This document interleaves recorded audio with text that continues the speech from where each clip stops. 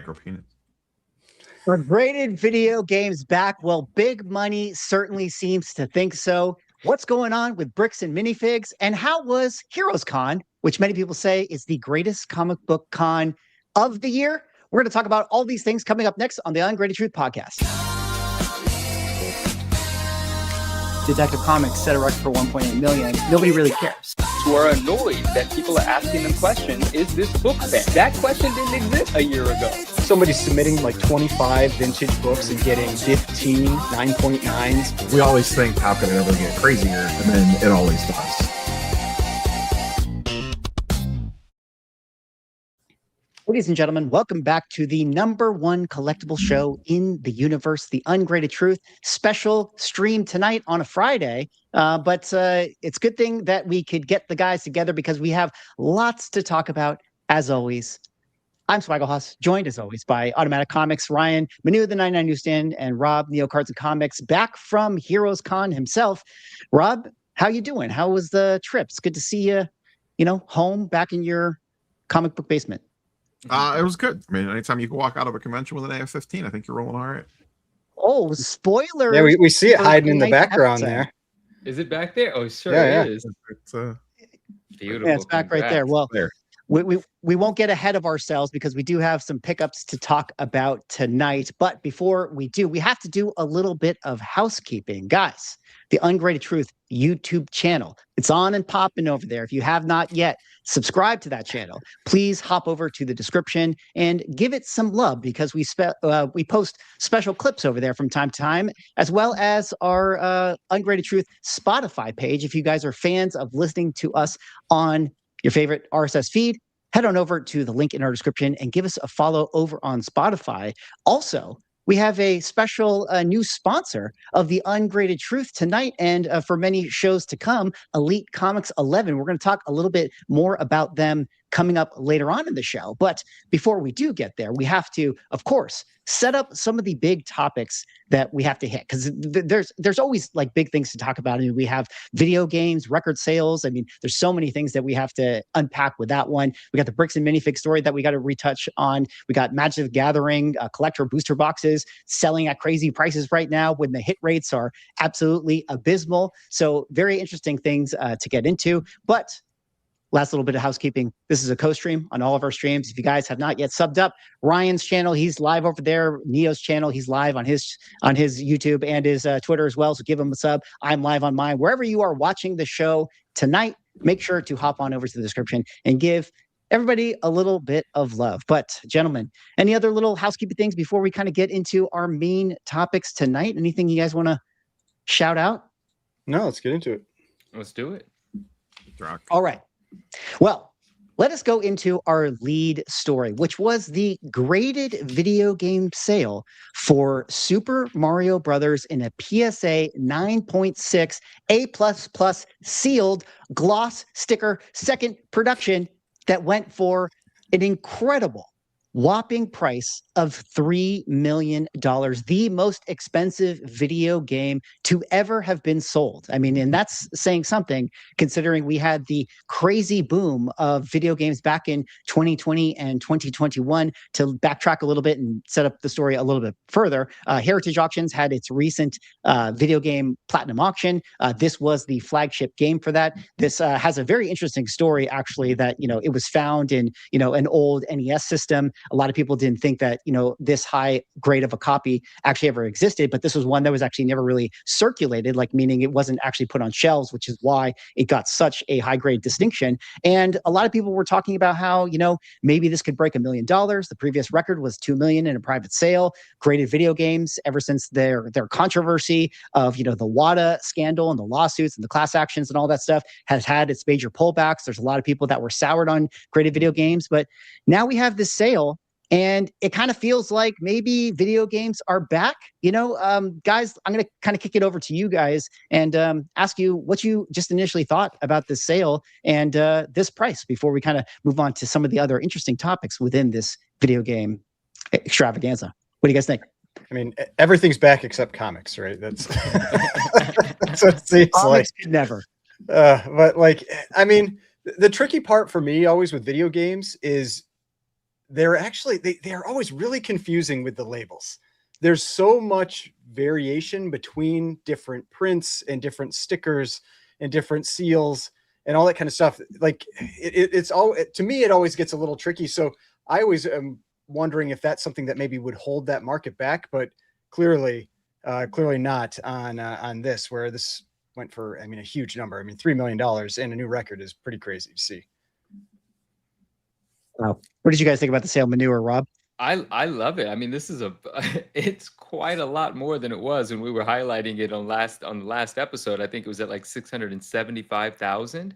And you know, we anticipated a strong finish, but this is wild, right? And when I first saw that it had sold for $3 million, probably shared by one of you guys, is probably when it first got my attention, like this final price. I was like, holy cow, that's a ton, you know? And then a couple of days later, which we're going to talk about in a moment, I discovered, or you showed me who bought it. And that's very interesting. And my thoughts on that aren't fully developed, but that is a much wider conversation, a larger topic. And that's what I'm excited to talk about. But in terms of a video game selling for $3 million, one of my favorite games, one of everyone's favorite games, I think that's fantastic. What does it mean? I don't know. Are video games back? I mean, this is certainly an indication that it's going to start happening. Like, you know, obviously we know what takes place after something like this happens. So I love it. And I want to dive into the weeds of what it all means and who bought it and so on and so forth. We're going to get there. You set it up nicely. But Rob, before we do, just talking about the sale, what was your kind of initial thoughts? I mean, like, it's cool. I'm kind of like Ryan. Like, I don't really understand graded video games and all the nonsense and shenanigans that are on the labels for them and all the different, like, little notes that they put on there. It'd be cool to own some games from, like, when I was a kid, but I just don't, like, I don't know. Like, I get it, but I don't get it. And, like, Manu kind of led into the whole, like, are real collectors, like, aren't buying these things. Like, it's institutions and businesses buying these super high end and rare things, which, I mean, the downstream effect is that it pumps everything else up. Like, it's going to bring everything out of the woodwork and, you know, quote unquote, raise the values of lower end stuff of this. But I don't know. Like, like I said, I get it, but I don't get it. Like, would it be cool to own a sealed copy? Yeah. Would I care if it's in a 9.6 or not? I don't know. Like, I don't know. This is I would only buy a 9.8. I don't know why they're even buying 9.6. I'm 10.0 gold label only. Yeah, what are we talking about here? You know, I want this is from the 80s. This is copper age. Like, what are we? I want the here? Zelda gold label color match.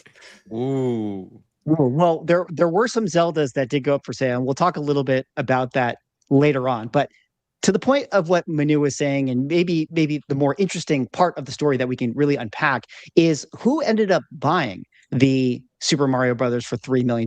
Because as our show is titled, you know, there are no real collectors, because the people that always end up buying these high price figures seem to be big money institutions, kind of like AJ Scaramucci, who the day after this thing got sold, he made this post over on his Treasure Trove Instagram account showing that he was in fact the one that ended up buying this thing. If you guys don't recall what Treasure Trove is, AJ Scaramucci was the guy who ended up buying the Logan Paul Pikachu Illustrator card for $16 million. And he made mention upon his purchase that he's sort of trying to do this modern day collector hunt where he is going to put together the greatest collectibles and the greatest art pieces ever to be found, and just have the greatest collection in the world. A little bit of his background comes from his dad, who has kind of been in the financial world for many times. So there's a lot of talk about how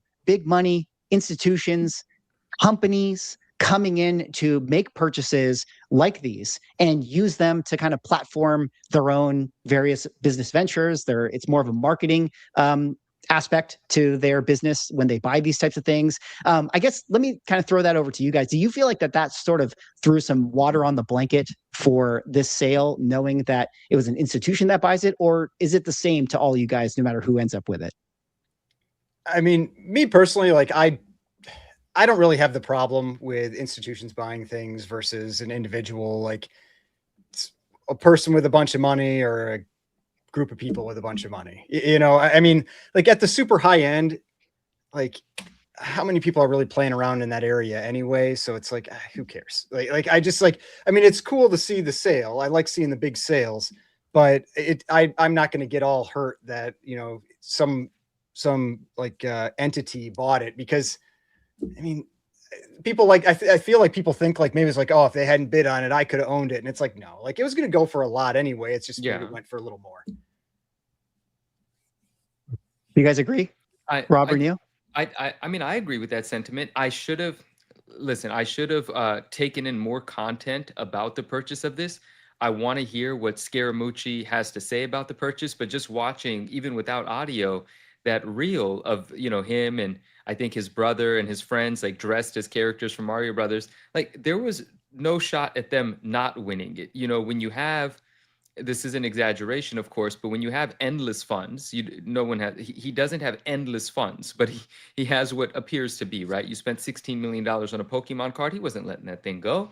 He has an objective here, and he has the capital, like an insane amount of capital, to make these things a reality for himself or his team, or his end goal. But there was no shot of him not buying this. Now, who was bidding against him? Who knows, right? But someone else, obviously, with really deep pockets. I didn't watch the action happening live, and I want to continue having this conversation. I want to develop these thoughts more, but you know, he clearly has a thesis about collectibles, and so does Jeremy Padower, who's one of his like friends. They have a podcast together, and I'm not familiar with the other individuals on the podcast, but I'm probably going to consume some of it just to kind of feel what they're thinking. But I have heard Scaramucci talk about, I think there was a brief clip I consumed somewhere where I believe he was talking about Pokemon, and he said something interesting where he said Pokemon's like currency, right? Where there's, was it, I forgive me if it wasn't him, but I think it did come from him or from his podcast, where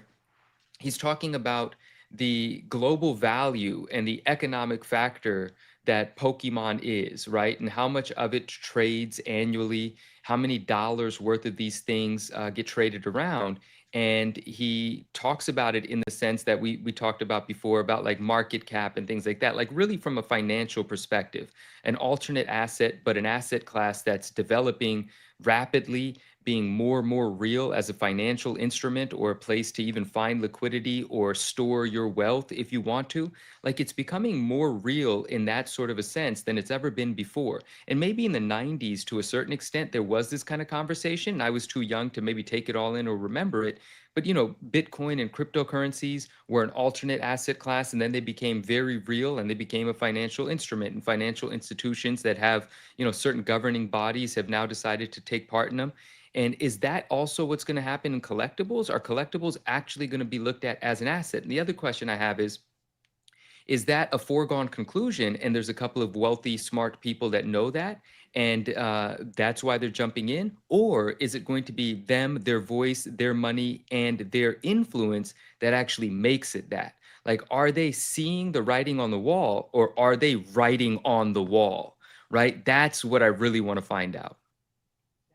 Part is super interesting, and we're going to talk a little bit more about that. I want to revisit the water thing, but Rob, why don't you chime in here? Talk about AJ Scaramucci buying this thing, treasure trove. What's your thought on this kind of big money coming in? I have two thoughts. One related to that, one unrelated. The first one related is any of this high-end stuff that sells. Like, I'm not surprised that it's some group or institution buying it. We've been seeing it on the sports card side for a while. That, you know, between Treasure Trove and Logan Paul, and you know, there's these just like little factions of ultra rich, usually with like a front man to kind of, you know, help the marketing side of it. It does make me a little like, if I was a high end person, and I guess maybe it doesn't matter. It just always concerns me when there's not like, when the end user is not a collector and it's an entity. It always makes me concerned for when the downside comes, because they don't have any love of the game to actually hold on to it. So when shit goes sideways, it could go quicker. When you have people buying it that aren't buying it because they truly want to own whatever it is, whether it's a comic, a card, a game, doesn't make a difference. When it's just like an asset that they're looking at like that, like the second something goes sideways, they're going to sell it immediately. So it makes the floor a lot lower potentially. And then my unrelated one is just more of a, video games are not meant to be slabbed. Mario is meant to be free.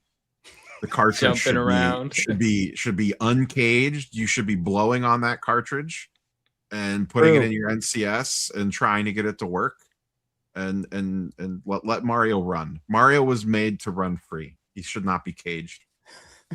What's funny about that is actually a lot of the sentiment within the video game culture. You know, I mean, no matter what hobby you're in, it's all of them. Yeah, it's all of them. They're all the same. They're all the same.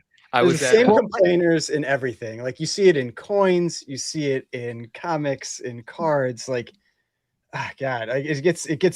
We've talked about before. It's like it gets a little tiring after a while. Just the complaining. It's like just let people do what they want. Yeah, no one's ever going to agree, right? Like this would be brief, and I want to jump back into this. But the other day, I was at a game store where, I mean, I don't know what it's called, right? Where they sell Magic the Gathering cards and TCG and so on and so forth. And I just walked in because I was in the neighborhood, and it has something like a comic book store appeal to me. So, you know, I want to walk in for the energy. And they were unboxing the new Marvel Superheroes Magic the Gathering items, right? There was the collector boxes, the other boxes, special edition boxes, different boxes. And he said, these are going to be available this weekend. We can't sell them yet, so on and so forth, but they obviously get their inventory early.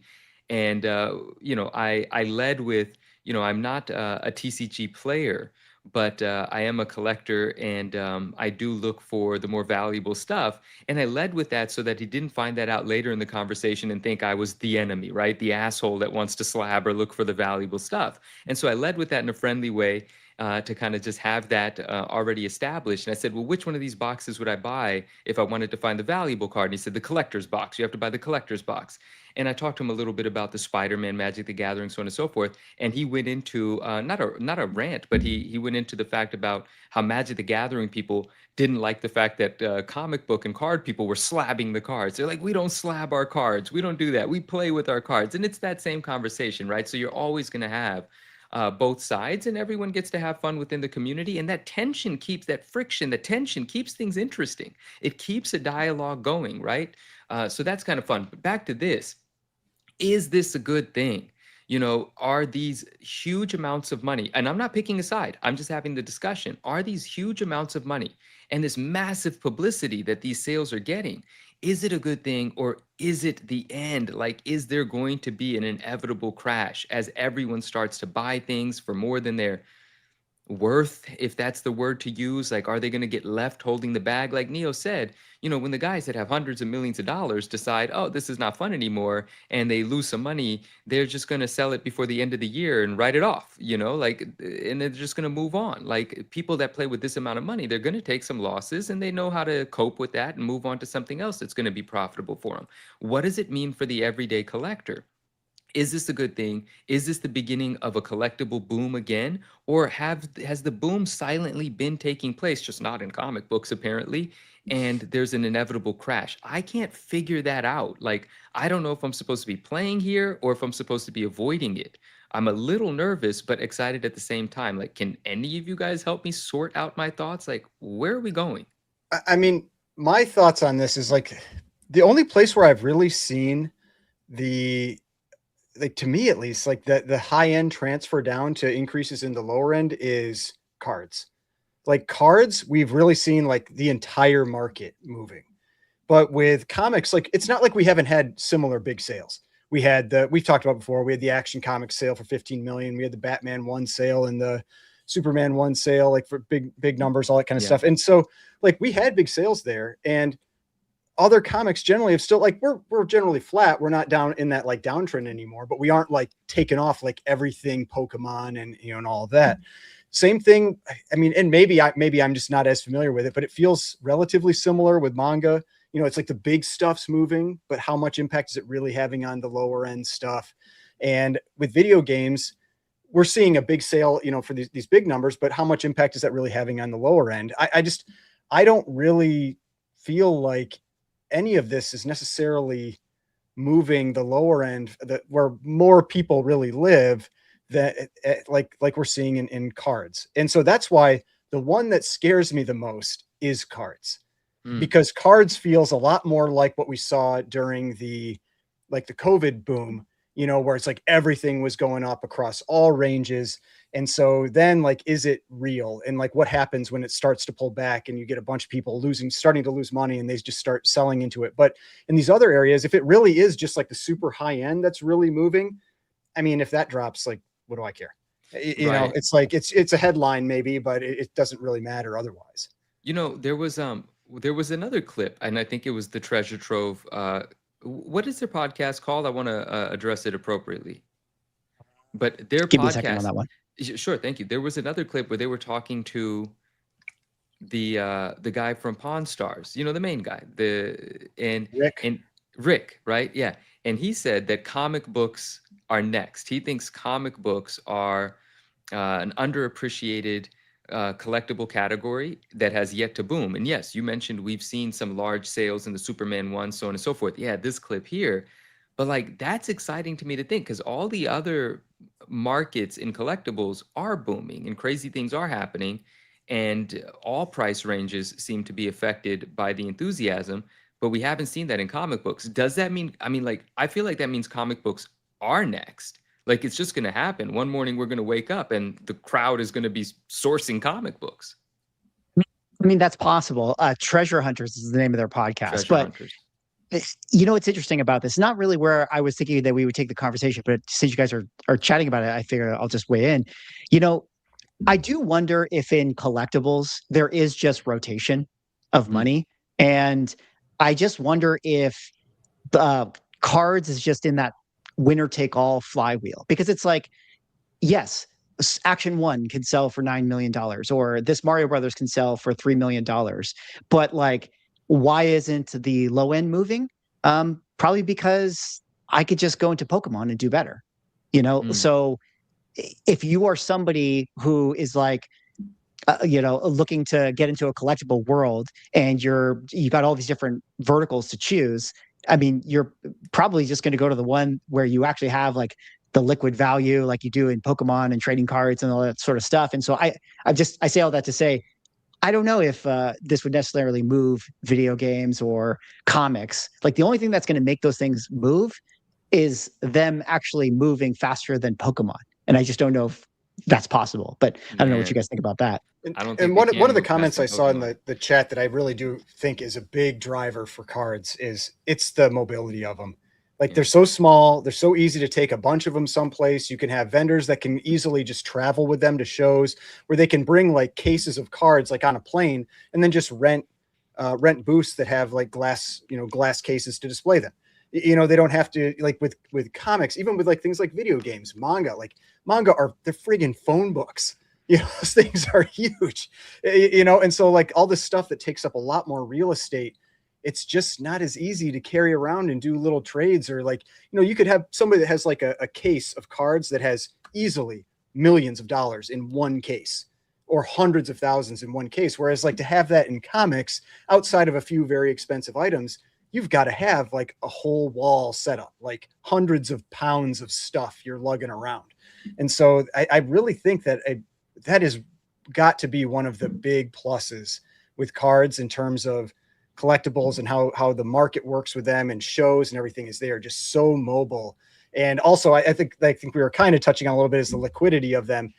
I mean, I remember a few months ago, and we may have talked about it on here, people were talking about how like on the, we'll call it like the less I don't know, the bad side of the law, you know, type things, like people can travel with them, you know, overseas and find a show and sell it and immediately have cash. You're not, you know, and you're not traveling with 20, 30 grand in cash, but you've got a few cards on you. You could go get that at a show easily. And it'd probably make it through on a plane or whatever. Nobody even think about it. And so there's very interesting things that come into play when you're talking about cards and that side of it as well. You make a really good point. I want to quickly, Binky here in the chat says 9.9, what you talking about? Comics went tulip in 2021. Their time came and went. And I like the way he phrased that. Everyone might be familiar with like the tulip craze from way back in the day. It's an analogy everyone uses, and it was very famously associated with cryptocurrencies 5 or 6 years ago, or maybe even a touch more than that. But in any case, what I want to say to that is, true, they did, but every collectible market did that. And every collectible market then went down and now has come back up. Comics have not yet. That's the question. Like, every collectible market went tulip crazy in the pandemic, right? And then collapsed. And now we've Well, seen and cards. a lot of them took a long time to come back. I mean, it's like I Well, talked yeah. about my I had vintage Pokemon cards. I had like a Shadowless Charizard and like a base set, first edition base set Gyarados and that kind of thing. And I was in the red in those until earlier this year. And all of a sudden, vintage like took off, and it was with I think it was with like the big Charizards. I think that's probably what pushed it. That, you know, can thank Scaramucci, I guess, that I was able to sell my cards back in the black, you know. But it's like, because nobody cared about vintage. It took 5 years for that, for my card to get from where I paid to be able to get out of it in the black. So things didn't all just come back. These guys are doing a lot for the market. Like, we're being super analytical about it, but they truly are. Like, you know, I can show that headline to someone and be like, no, cards are a great investment. Video games are a great investment. Look. And to someone that's not thinking about it or been around for a decade dealing with the ups and downs, they're like, oh man, you know, there really is something going on here. It does make for an easier sell, right? And tulip mania is what I think they used to call it. Swag, sorry. I want to take us back. Rob, do you have any other thoughts on that? Just what the guys were talking about with trading cards being more liquid and easier. Before I bring it back to the video game conversation. I mean, I agree with Ryan. I think one of the biggest problems is that comics just don't feel transactional enough, and that's what people want. They want that action. They want that, like, the flip game. They want be able to walk into a show with one thing, trade it 16 times, you know, sell it a couple of times and walk out with something completely different. And I think part of that is the size, like the form factor of the collectible, that makes it more difficult. I think also a large part of it, and we've kind of touched on this in previous episodes, I don't think and this is just me coming off of, you know, 2 days at Heroes Con, I don't think the dealer mentality is there for that. Like, too many of the dealers are still in the old school mindset and not thinking the way like card dealers do, I guess. Like, you know, if I walk in with a PSA 10 whatever slab and a card, and I want to trade that for something else, like, there's just some generally accepted practices of like what's going to happen with that deal, of like the percentages that we're going to value stuff at and things like that. Or even if I go to try to buy a book or a card, like if it's selling for this price on eBay, or, you know, the card ladder price or market movers price is this, there's like a reasonable expectation of kind of where we're going to meet at, and like everyone's on the same page. In comics, I don't always feel that. There's some dealers that are absolutely like, oh yeah, okay, it's going for this. Sure, like normally I'm going to get hit with 13% in selling fees. Let's meet somewhere in the middle and call it a day. I feel like you don't see a lot of comic dealers that work that way. Like, they're still stuck in that old school mentality of, oh yeah, well, if you want to trade, I'm only going to give you 60% value. You know what? I'm just like making numbers up, but you guys know how it is.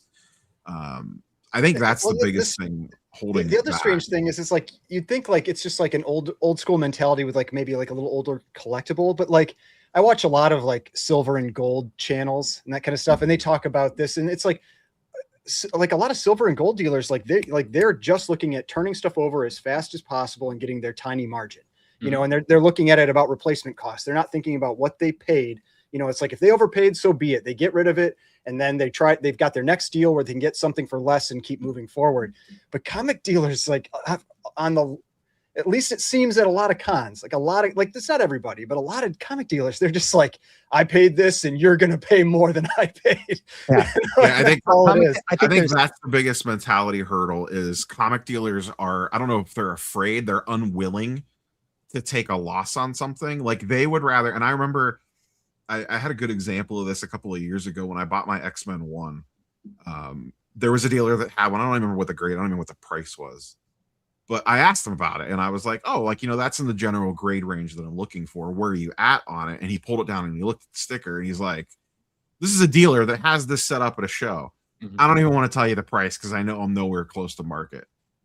And I'm like, well, then why do you even have it out? Yeah. And he's like, I just got to wait. You know, it'll eventually get back to this number. I just got to wait it out. And it's just like, and he had a price like it was still a COVID book. And in the back of my mind, I'm like, well, and I'm going to make up numbers here. Let's say he had it priced at 5K and current market was like 3.5K.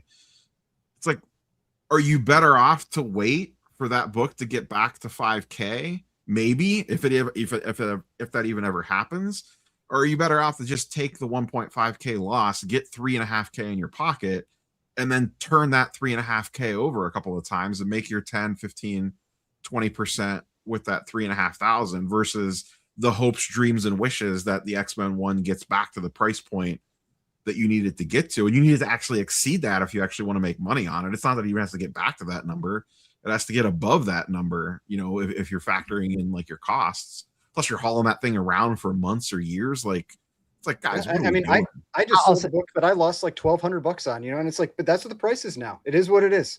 You know? So I think there's definitely a few things at hand. I'll just add in before I transition here. Comic dealers have never heard the term opportunity cost. They just don't understand what that means.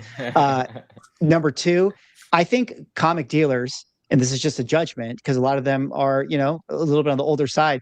I genuinely think they operated for a long time with asymmetric knowledge, and they don't realize how prevalent like GPA has become, eBay sales, whatnot, abilities to buy comics on, page like our sponsors that we're going to talk about very soon. But like, there's so many more opportunities to find these books. And before they used to be like the big dog who just, this is the only place you could find this giant size X-Men one.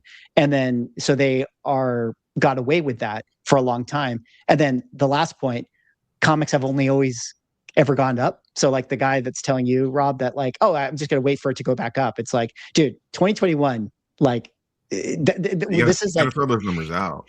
Yeah, you got to throw this number out, like totally. And I think that a lot of them had never accepted that.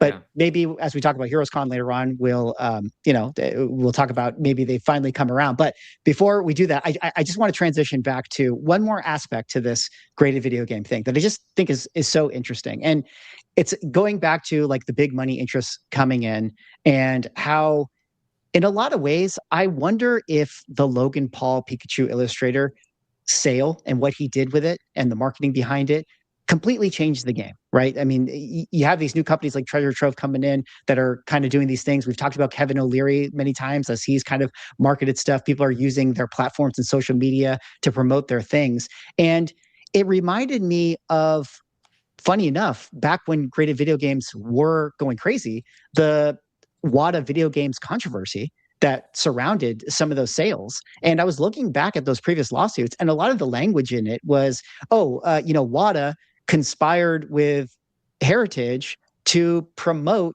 the items, and they all gain because of the fact that if it sells for more, WADA charges more for the fair market value of the item, and Heritage makes more commission.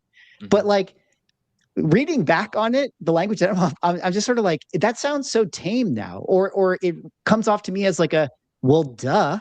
I mean, that's what Logan Paul and Golden did. Like, that's what Treasure Trove is doing now. That's what anyone who has graded manga is doing.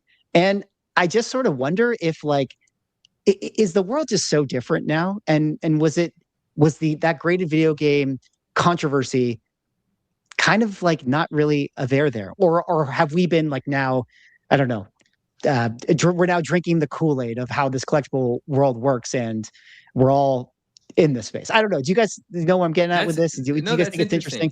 So you're saying like we're at a place now where we, instead of looking at it's weird to call a pump artificial, like what marketing isn't artificial, right? You have to market it because the demand isn't there. So that's why advertising exists, to create the demand. All advertising is artificial until the demand is real, right? And so we come from a place where, oh, you're pumping that, it's dirty, and now it's not dirty anymore, and we're kind of buying into the pump. Like that sentiment. Defensive bidding is allowed now. So come on, it's in the writing. Do whatever you want. Normalize defensive bidding. Oh man, that's funny actually. Yeah, I hear what you're saying though. I don't know. I thought that was interesting. You did ask Manu who the other bidders on that Super Mario game were. There are some people that came out with it. You know, shout out to Henry over here, great video game collector. He was actually in this game up to $2 million with the buyer's premium. He ended up backing out. And then actually one of the co-founders of Reddit, if you guys know who Alexis Ohanian is, he was one of the co-founders of Reddit. He also publicly tweeted that he was one of the underbidders. and actually said, a guy who's worth probably like $1 billion. He's like, yo, I tried to go the distance with this one, but I'm betting it was a fund or another rich guy who really loves graded games. But it's kind of crazy that a hobbyist like him, who's like the co-founder of Reddit, who's like a billionaire, was like, I got beat out by a fund, guys. I'm not going to spend It's like $3 million he's wiping his on this hands of game. it.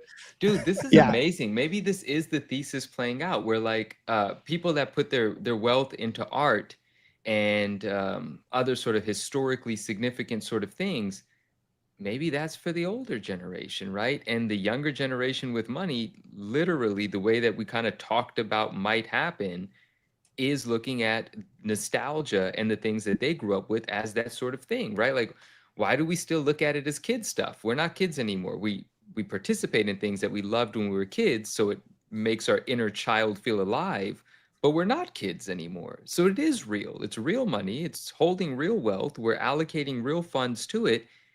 Maybe it is fine art 20 years from now or the same sort of thing. And rich people are going to they're going to make their decisions about how much money, how much of their wealth they'll allocate into that class. But maybe it is actually real and sustainable, because if the Reddit guy and some other millionaires are all going after it, yeah, maybe it doesn't have an effect on the lower priced products, maybe, but maybe they're two completely different worlds, and that world has now been established where previously it wasn't, perhaps, and maybe I mean, I think that's the bull case argument is that this is our generation's art. You know what I mean? Whatever it is, whether it's comics, video games, cards, whatever, we don't care about paintings. We don't want a painting on the wall, but maybe we want an original art piece from Todd McFarlane, or maybe we want a ASM 300 and a 9.9, or maybe we want a PSA 9.6 sealed Mario, or maybe we want an ultra rare Star Wars toy still in the packaging. Like that's our Van Gogh. That's our, whatever, insert whatever artist here that, you used to see people in the 70s, 80s, and early 90s going after for their display pieces on their walls. We want a ASM 15 or an AF 15 hanging up in our office as a talking point, not a random painting. Like I think that's the bull case if you want to make it. That's where our headspace is that we care more about that type of stuff than a random painting. Yeah, I mean, I do think that is the case for a lot of people. And that's why I'm somebody who actually does believe in the graded video game space. I do think that, someone mentioned in the chat. Have you won one yet? I know you were bidding before, but have you won anything yet? I got a couple things. I'm not ready to talk about it yet, but I did lose out first before you talk. Yeah, you exactly. build the position and then you double show. Arcade Flyer all over again. Exactly. Arcade Flyer. I secured my position. That's why I was ready to talk about it. But the position, then execute double shill. Exactly. Just other little things, because again, allow me to nerd out, guys. I think it is funny because yes, there was a lot of hype in that time with the Wada Games thing. And I think, again, people got over their skis. There was a lot of people that lost a lot of money. They got burned. But that was just because there was a information gap. Nobody knew how many sealed whatevers there were. And if Wada was saying this is pop 1, I mean, you could say that, hey, they're lying or whatever. Or you could say they're actually just telling, no, it's pop 1 because we've only graded 1. But that doesn't mean that there's only one. So, it depends on how much you want to take them literally. But I did think it was funny that, a lot of memes are coming out now. Shout out to High End Garrett, who had this one here. Back when that controversy happened, Carl Jost, who's like a huge YouTuber, made that video game scam alert. And High End Garrett took his original thumbnail from 2021, crossed out the 2 million, put in 3 after the sale, and said, we need an update on the YouTube video now. Graded video games can't be stopped even by YouTubers. If there are people who have been in the video game market for a long time, this has kind of been their Super Bowl victory, because they're kind of back here. There's another post here that I thought was funny. Wada founder Dennis Kahn lied to us. Dennis Kahn lies about a Mario game being worth 1 million. Actually, it's worth 3 million. I thought that was pretty funny. So I don't know, guys. Grading video games might be back, could be a real category as far as I could understand, with the other sales that occurred at that auction. Some highs, some lows. some business as usual. There was a golden auction sale that happened that also did very, very well. But I think that if you're somebody who is into graded video games and you believe in it, this is probably like a good place to start to get into it. At least that's my own opinion. But I don't know. Anything else on the story, guys? No, nothing else from me. Video games to the moon. I'm all about it. All right. Well, we have lots of other stuff to talk about, like the Bricks and Minifigs story, like Heroes Combo. Before we get there, we got to give a shout out to a new sponsor of the Ungraded Truth YouTube podcast. That, of course, is Elite Comics 11. If you guys don't know about Elite Comics 11, they are the largest, most trusted, community-powered comic and collectibles consignment page on social media. Do you want to buy or sell comics or collectibles fast and securely? DM Elite Comics 11 on Instagram. They're always buying collections too. You can check them out. They have live daily sales. They're going to set up an expo in LA coming up, which we'll talk about in a second. But we are proud to say that Elite Comics 11 is one of our new show sponsors. Manu, I know that you've been using Elite for a long time. I know that you're a fan of them. I mean, why don't you talk a little bit about this relationship here? I'm actually really excited about this swag, and I think you guys know that. I do use Elite. Ali is the owner of Elite, and there are a lot of friends that also work for Elite, and I like communicating with all of the guys there, the whole gang. But this just feels really good to me because I love that they're a sponsor of the show. I love that we have this partnership. I love that I have history with them.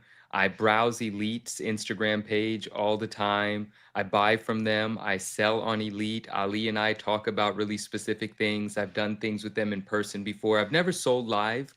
They do live sales as well, right? With buyers and with sellers in the community. I've never sold. They got one going on right. They got one going on right now. It's live right now. It's live right now. So this is very natural and easy for me to support, and I feel super good about it. Like just a little bit of insight on them. Ali, the owner of Elite, is super big on his reputation. And that kind of protects us because he's going to vet his sellers to a pretty strict extent so that he never ends up looking bad as a result of something going wrong. So that serves us as buyers. And he also offers a great guarantee if you're buying from them. I'm a super picky buyer, so I annoy them with a lot of questions. When there's a book posted, I'll ask them to ask the seller of the book to provide pictures of this, pictures of that, just so I don't regret a purchase or buy something without seeing all the images. And they allow that. They want that because they don't want anything to happen that you're not happy with when you receive the book, right? So I just feel really good about this. I look forward to talking more about Elite. There's a story that I'm going to tell about some really cool books that recently were transacted by Elite, and we'll do that at the end of the show because it's just a fun story. It's a story I would have told anyway. But having them be partners with us, our sponsor, shout out to Ali, shout out to Bill over there, who you'll see hosting live sales a lot, and a lot of other people in the community. So they started organically on Instagram, grew with the community. They do really well there. And if you're on YouTube and not on Instagram and you haven't checked them out, hop on over there, shoot them a follow. Definitely tell them if you hadn't heard about them before that you heard about them from us. I want them to know that people are hearing this and going and taking a look and engaging with their platform and stuff. And books of all prices. You know, you could buy a book for a couple $100. You could buy a book for $100,000. A lot of people sell there. There's really cool stuff. There's an Acclaim Maximum Carnage right there. That's my kind of thing. And I look forward to telling the story at the end of the show as well. But awesome platform. You can buy with confidence. Ali runs it. Ali runs a tight ship. And I'm super proud of this partnership. And we'll obviously be talking much more about them. But I love it. Just a couple other, to reiterate what you said, Instagram account, Elite Comics 11. They are a consignment page. If you want to do some selling of some books, they're obviously a place where you can buy books. They post stuff every single day. As you guys can see, it's one of the great places to buy comic books. And I always say, if you were somebody who is a comic book buyer, you got to be everywhere. You got to get on Instagram. You got to follow Elite. You got to make sure that you don't miss some of these deals because they always got things like deals of the day, things like this. I mean, I noticed that there was this one comic book, and Ryan, I feel like you got to talk a little bit about Elite and this one. They posted a Tales of Suspense 39 first appearance of Iron Man in a 1.0, 3,700 or 3,799. But this one, if you'll notice, Yeah, It's seen a it right double away. quote copy. Why don't you take it away and kind of explain this, because you recently did a video on this one. Yeah, so I was doing a video talking about you often hear people say that they're hunting for double quote copies, and I just wasn't really sure how rare they actually were. Because I'd always talk about it when I'd see him. It's like, oh, that's not a double quote. You make some like facetious joke or whatever. And so I actually looked at the last 100 sales in a recent video of Tales of Suspense 39. And for double quote copies in the last 100 sales, there were only 5. And when you have double quote and blue under the table, which you see, this one doesn't have the blue, but it has the double quote. When double quote and blue, there were only 3. And so We like should quickly explain in case. Sorry, we should quickly explain just what the double quote is in case people don't know what you're right. talking So about. it's basically it's how the book was cut. And so what people tend to want is if they want, like, and this is when you start getting nitpicky on things, but hey, we're comic collectors. Comic collectors are often kind of nitpicky.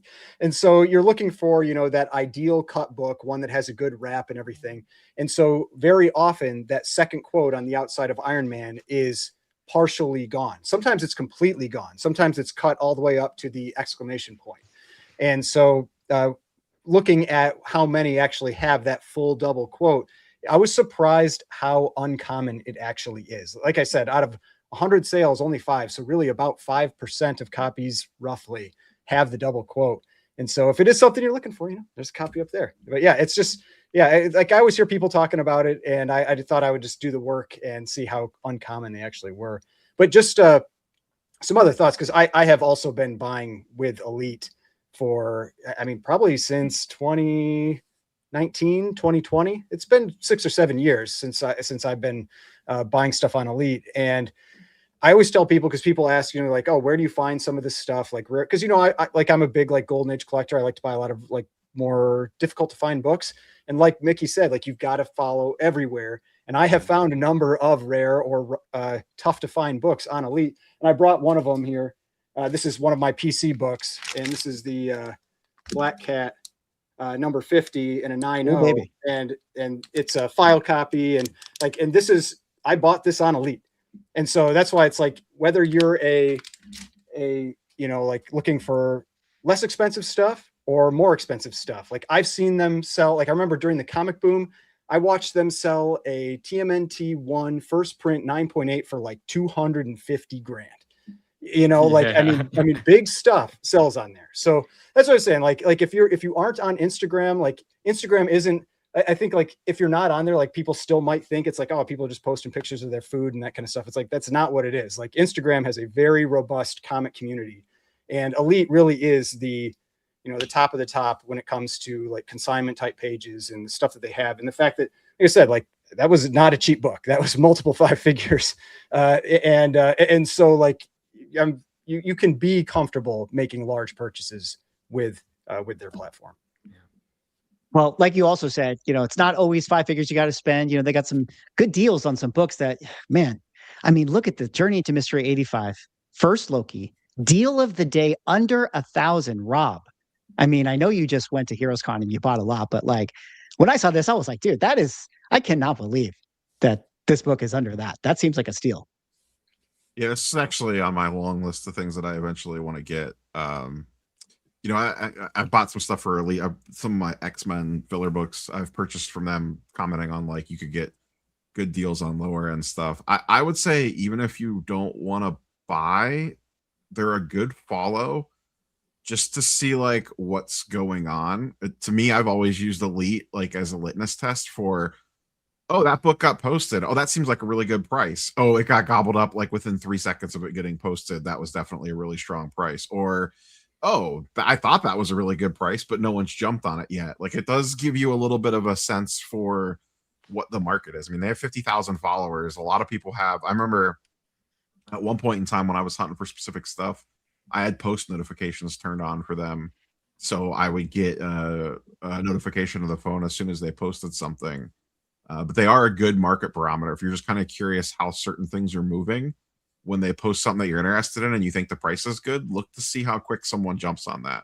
It kind of tells you a lot about the current market of that book. And like we were saying, like I was pointing out like some more expensive stuff, and usually the books that are posted on their page tend to be a little bit higher price point.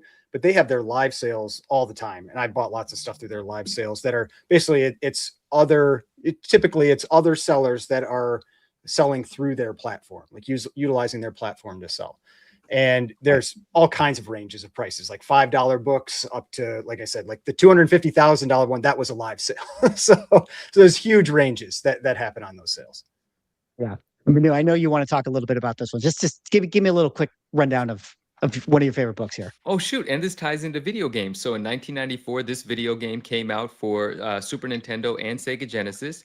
And for the pre-orderers, the people that pre-ordered the game, this was actually shipped to them in an envelope. I own some of the envelopes. The envelopes are far more rare than the book itself. And so they are oftentimes really in poor shape because they were shipped to like video game buyers that may or may not have been collecting comic books back in the 90s. And so they were, just flipped through or whatever. It's like an intro to the Maximum Carnage series. You guys remember, like, it was a 14-part series that spanned the different Spider-Man titles in the mid-90s.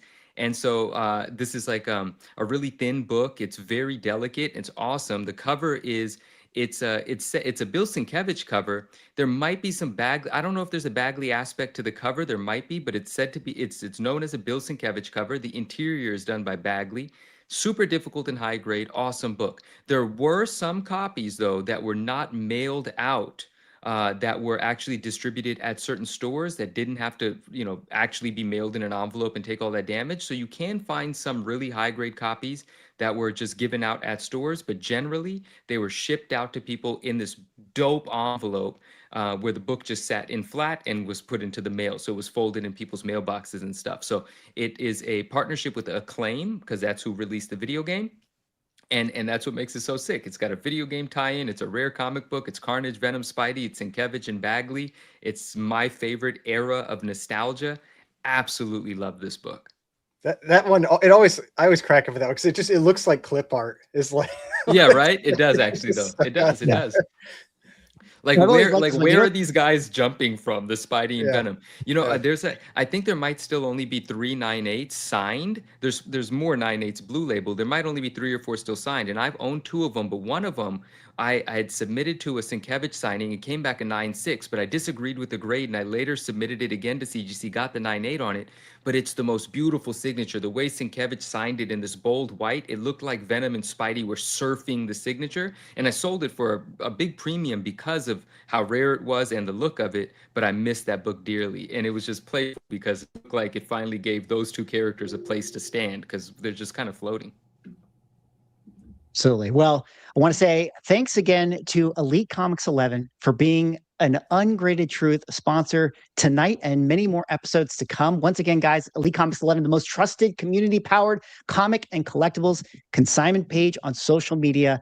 Make sure to go give them a follow. I put the link in the chat. Right now they have 48.9 thousand followers. I can't do math. They're almost at 50,000 followers. I feel like we could collectively get them there. Let's be part of their 50K journey.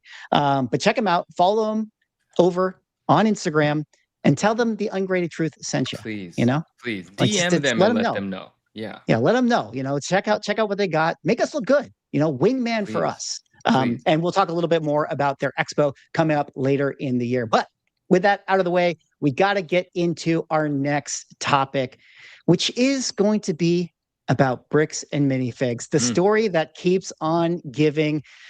I mean, we talked about the initial stuff that came out the prior show and just the first 2 episodes. Since then, there has been so much that has come out, most notably the CoffeeZilla breakdown of the entire situation, where he did a deep dive investigation, as he always does, where he talked to the CEO of Bricks and Minifigs, he talked to the previous owners, and he really went in to sort of find out, like, what actually happened to the Legos? Like, where has the value of this collection actually gone? And he did a deep dive. We're not going to break down his entire video. I mean, you guys should just go watch his video in order to get the full story. But I bring it up to sort of catch you guys up to speed as we dive into the story. It's looking like there's a lot of foul play going on with multiple parties, but mostly on the Bricks and Minifigs. I mean, they seem like they have dug themselves into a corner. And for doing that, they are kind of trying to put the, the gag order on Reckless Ben, where they filed a lawsuit against him where he has a temporary restraining order and was not actually able to post his third video, which was due to come out, in the time since we did our last episode. Kind of where we stand, it's looking like, it's in legal land. There's an update that apparently the previous owners of the Brixie Minifig location are now putting in their own lawsuit. And, I can't speak the legalese, but from other content creator, YouTube lawyers who have broke it down, they say that lawsuit could unlock Reckless Ben's ability to talk about Bricks and Minifigs. So maybe we will be able to one day see his third video episode. But guys, I want to kick it over to you before we kind of talk a little bit, a different aspect to the storyline. But did you get a chance to watch the new content that came out? Did you get a chance to watch CoffeeZilla's video? And what did you think about the story as it stands now? Yeah. I mean, I've watched all of it. I watched his full video and everything. I'll say one of the impressive things about CoffeeZilla is how open people seem to be with him. They're just like, give him whatever he wants. Like it's crazy. Like he's going through, or not necessarily him. It sounded like he said he hired people to evaluate all of the, all the numbers and everything. But like, I mean, all the financials for this, all the receipts and everything from the store. I mean, and he really did narrow it down to only finding about, what was it, like 15 or 20,000 in the actual Star Wars pieces or sets that was missing, that couldn't be accounted for. Now, the other side of it was that the original owner, Brian, it sounded like he's still missing about like 80 grand in payout. Like he is way behind on what he should have been receiving. They've roughly estimated that this collection, like from what CoffeeZilla said, is actually probably worth about 107,000. He had a range, I think, of like 85 to 120, somewhere in there. But that was before you go out, just from a collectible standpoint, I thought that was one of the interesting things, because even when I initially watched the story and they were like, "Oh, his collection worth $200,000," I, in the back of my mind, was always like, "Is that the real liquid value of these collections?" Because as we all know, like a value of a certain collectible is only the value until that sale is realized, and so you don't actually know. And some people kind of hype things up, and it's like, at auction, what is the real floor price? But it was not surprising to me that the $200,000 evaluation was really more like $100,000. But sorry, Ryan, go ahead. I digress. Yeah, but I mean, I definitely recommend watching that. It is on the longer side, if I remember correct. It's been maybe a week or so, or maybe even 2 weeks now since I watched that. But it's a little longer. But I do recommend watching it, especially if you've been following the Bricks and Minifigs story. But I mean, the interesting thing was that, yes, it does look like there's definitely some issues on the Bricks and Minifigs corporate side. Like they kept changing their numbers for what was missing and the valuations, basically to meet the needs of their with the story they were trying to tell at that time. And that really made it so it's like it's hard to trust anything that's coming from them. But you also have the original store owners who, while I don't really think they did anything wrong from what I can tell, other than being kind of crappy at business. Like it seemed like they kept very, very poor books, and, just like not really good records of sales, like things that sold that were his that didn't end up paying out to him. And I don't think it was anything nefarious. It's just, they just weren't tracking it well. And so that resulted in problems. And it was just, it was a lot of mistakes everywhere. I will say, like, people are still giving it a lot of coverage, even though he can't talk about it. And that was one of the things I've been thinking about. Was I was just like, I wonder how much revenue has been generated on YouTube from this story alone. I wonder if it's gotten close to $1 million. I bet it has, because like when you've got Reckless Ben's channel, he's getting 3 or 4 million views. Like those are like $30,000 to $40,000 videos. Then you've got like that Penguins, I can't remember his exactly, like his, but then all the legal channels and everything that get hundreds of thousands, if not hitting million views. And like, they're just doing video after video after video, because everybody wants to watch them. They're like, if you put out a video on it and you're in that space, they're like instant 200 to 500,000 view videos. Every one of those is $2,000 to $5,000. And I'm just like wondering like how much money is being generated from this story alone on YouTube. I think it's pretty interesting. The other rated aspect of that too is those aren't 10-minute long videos. Like most of them are like an hour long, and you earn way more. Yeah, the legal ones are off really of a longer video than you do most of the stuff that we do is 8 to 15 minutes, give or take. Like some of those things are like 60 minutes. Yeah. And people are locked in for the full 60 minutes. So Yeah. you have mid-roll ads running, you're crushing it. Yeah. What did you guys think about the story, Rob or Minuji? I don't know if you guys had a chance to catch up on it, but did you have thoughts? I haven't seen the CoffeeZilla one yet. I haven't had a chance to watch that one. I watched the one that you sent us earlier today. But yeah, the whole thing is just absolutely craziness. It does feel like it's probably starting to wind down a little bit. People's attention spans are only so long. Well, I do think that not having Reckless Ben being able to post videos has had the effect they've wanted it to have to some extent. Like that has, I think, slowed it down because everybody was using his content to create more content. Right. And so they're kind of like running out of things to leverage to make that additional content. The only problem with that, though, is that you kind of give it a little bit of a longer tail because that they had to know that that probably wasn't going to be a permanent fix, that eventually he was going to be able to talk about it again. And now they've kind of delayed that. So like they get this little, like they got hit with it out of the gate and they continue to get hit with it. And now things have still coming out, but like are starting to slow down a little bit. And now he's going to put out this part 3 and it's going to just send it right back to the moon again. And you're going to start recycling all that content. Like you're almost starting the cycle over again by delaying the part 3. They almost would have been better off for part 3 to come out 2 weeks ago or like a week ago. And by now we kind of probably be in the same place where it's like, oh, okay, like everyone's done the reaction content, everyone's farmed it. And now, you know, okay, on to the next thing, basically. Whereas now, we've seen now the hype is building for this part 3 and now we get this tease that maybe it comes. Like that'll probably be the most viewed of the 3. Well, and I was to say, we've seen that it feels like the corporate side has made the wrong decision like every step of the way. So it's not really a surprise that maybe that wasn't the best call. I mean, whether they have like, even if they were in the right on everything, just the way that they have PR bungled this whole thing, like I don't think that there is a single thing that they could do tomorrow and like magic wand this and just be like, guys, we gave $1 million to puppies. Like we're the best company ever. People would still hate their gut. Like I don't think there's literally a single thing that they could do. They could be like, we donated every Lego in the world to like, you know, kids in hospitals. Like no one would care. People would still hate them. Like they're so buried. And it does kind of like I'm sure gonna be stuck in people's heads forever. Like they're just like for sure. And I'm sure there's like some franchise owners that are doing things correctly. I'm sure there's probably some super scummy ones that, you know, we might talk about in a minute, but you know, it does suck for the people that are kind of caught in the crossfire. Like some people got into this and they did not sign up for this. And now all of a sudden, if you're just like a random franchise owner in like, I don't know, Ohio, and you're all of a sudden you're getting strays left and right when maybe you're doing everything relatively correctly. And it's like, this is not what I got in this business for.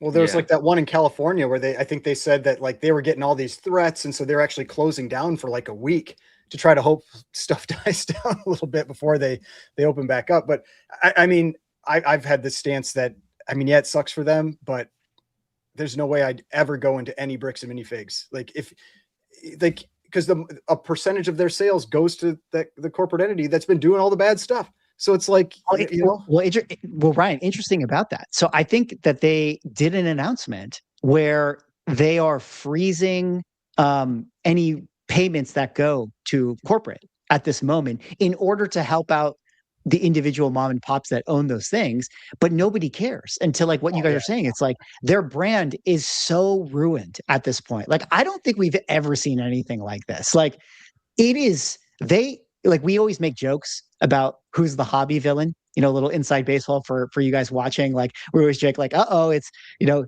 eBay is the hobby villain now, or like, you know, there's always some entity that's like the new hobby villain. Logan Paul's the hobby villain. Bricks and Minifigs is not only the hobby villain, they are like the hobby super villain. They are the end game. They are the Thanos of collectibles. Like it's pretty crazy how much they run this brand. And I feel like, Rob, you're right to the sense that maybe momentum has tapered a little bit, but I feel like whether it's a week from now or a month from now, I feel like if Reckless Ben puts out part 3, like this thing, it's like kerosene fire again. Like people will go crazy. Like, because I think people really want to get some result out of this, or they want to find out more. Yeah. And I do think that this is a story that, yes, it's tapered because people can't comment on new information, but I think it has legs. I think it's so interesting. And we're going to talk a little bit more about this other aspect to it. But Manu, let me let you in. If you just had any other thoughts on the CoffeeZilla, if you caught it, or just some of the other information that's come out since. I'm not fully caught up, but I did start watching the CoffeeZilla. I didn't finish it, and I want to. I want to be brought totally up to speed. But the same thing you brought up was very interesting to me when he did the analysis on the actual value, or he was like comparing the pictures and counting how much money's worth of stuff and what was on the spreadsheets. And he was like, this is not $200,000 worth of stuff. Why are we using this figure? And that's the first time I actually even stopped and thought about it. I was like, wait a second. Oh yeah, why did we just agree that it's $200,000? And even Reckless Ben, like he was like, well, that's what they told me, Like, well, I mean, it was the original store owner. That's what they used as their promotional announcement. They're like, it's a $200,000 of Star Wars, this collection. Like that's where it originally came from. Right. And then, I got to watch the rest of the CoffeeZilla because there was some stuff in there that even started to fall apart for the original store owner, right? Where she was like, well, we did say we were going to keep them off site, but they were there the day the store got taken over because we moved them off site just to not get robbed. But when the collection was made available for sale, we did bring them back in, but we didn't tell anybody. And so that kind of put a couple of holes in her story. So I need to watch the whole thing to see where all the chips land. But we're not done with the chips landing yet because we got to wait for part 3. Whatever happened with the crowdfunded money? It's back. They did take it down, but then they brought it back up. They had to remove references to bricks and minifigs. I think they took the name out of the actual like description that was in there. It's this whole thing where he's like not allowed to say their name basically. And so like there's all this stuff that's had to be done. But yes, they did bring it back up. And that money, like that roughly 300,000 or something. Oh, it's almost 500,000 now. It might be over 500 now. Amazing. I don't know. I haven't looked in. And that is going to the original family whose collection was first consigned. My understanding is what Ben said is it's going to be put into some kind of trust, and it's going to be used to pay him and cover his lawyer fees because Bricks and Minifigs is suing Brian, the guy that had his collection stolen, for $1.3 million. He's a $1 million. He's a co-defendant with Ben. I didn't know that. Like it's just that's this whole thing where it's just like they are making all the wrong decisions. Suing the guy who is the sob story in this whole thing. Wow, man. Like talk about the bad optics. And it's funny because the CEO who was interviewed with CoffeeZilla, like it's just like read the room. Like he keeps saying like understandably his point was like hey, whatever you think about the situation, like please leave the mom and pop Bricks and Minifigs alone, because obviously people have been harassing the stores or like doing all these things, and these are individual business owners that have nothing to do with it. And he was like giving this impassioned speech about like these are good people and you guys are doing all these bad things to them, but it's like, bro, you're the one that made this happen. Like you're the one that's countersuing them for $1 million. It's just bad optics, like overall. And I don't know. It's completely ruined the brand. And I think it's funny because the algorithm be doing some things. As soon as this video went crazy. Before we get into that, I want to comment on one thing, because you were mentioning the algorithm. I thought that this was hilarious because I'm curious since you've been watching a lot of this content too, if you've seen this. I have been getting fed so many Bricks and Minifigs ads on YouTube.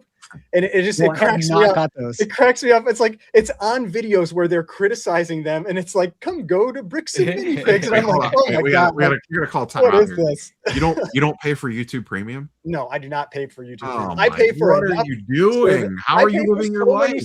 Oh, that's why you pay for premium. You're not going to see them. But I am getting the Bricks and Minifigs. Well, you're a madman. Now that we're talking about this, I want to take a second here too. Sorry, Swag, but listen, I don't pay for YouTube Premium either. But YouTube is killing me because now, bro, it's not just an ad anymore. Now, when the ad goes away, that stupid floating thing is up there, and you got to hit dismiss on that. It is that I hate the floating thing on the phone. I really hate that. I hate 12 bucks, whatever it is, 10, 15 bucks a month. You never have to see it again. It's great. No, you are right. YouTube Premium is what's up. And also, man, YouTube really jacked up the amount of ads that play recently. Dude. Like sometimes I get the comments where they changed the back end for us. That's why. Yeah. Well, yeah, but like sometimes we, and I'm sure you guys get it too. Like you get the comments where it's like, oh, Swag, you put too many ads on this thing. It's like, bro, I just hit ads on, and then like if you look like on a live stream, literally YouTube will put like ads like like Oh, yeah, across the it's timeline, it'll be like every 1,000 ads. It's like, it's insane. It's like, I didn't put that in. It's like they did with their algorithm. It's crazy. At Yeah, one before they time, used to let us, like, we had, I mean, we still can control it to a degree, but they Yeah. override us basically. And if you don't give them the option to override, it kind of fucks you over. Well, that's to a the degree. frustrating They change thing that is like they put in those I don't know, auto six ads, and if months you ago, I remove think. one, it's like, oh, you don't want any of our ads? Yeah. Yeah, it's like, oh, hold on a second, we have to review this for 24 hours to see if Oh, we God. like your ad placement Okay. or not. Ryan, I have said I hate subscription services. I'm super cheap. I'm notoriously cheap. Like I have friends' passwords for certain things that I I'm use. not. I pay for a ton of subscriptions, and I I think that's don't. part of the problem is that I pay for so many. I'm just like, oh my God, I don't want to pay for it. Not like I've got HBO, Apple TV, Crunchyroll, Amazon Prime.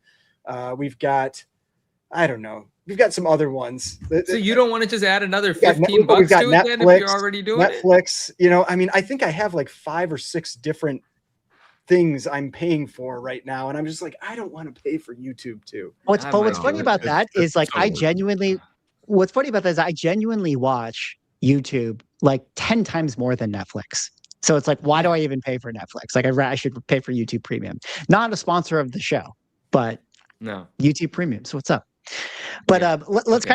kind of transition over. Speaking of the algorithm stuff, I thought it was really funny because as soon as this Bricks and Minifigs story popped off, a video from months before the Reckless Ben video came out, I think got caught up in the algorithm. And it was actually done by this person here known as MGS Brick, who I think is a Lego content creator to some degree.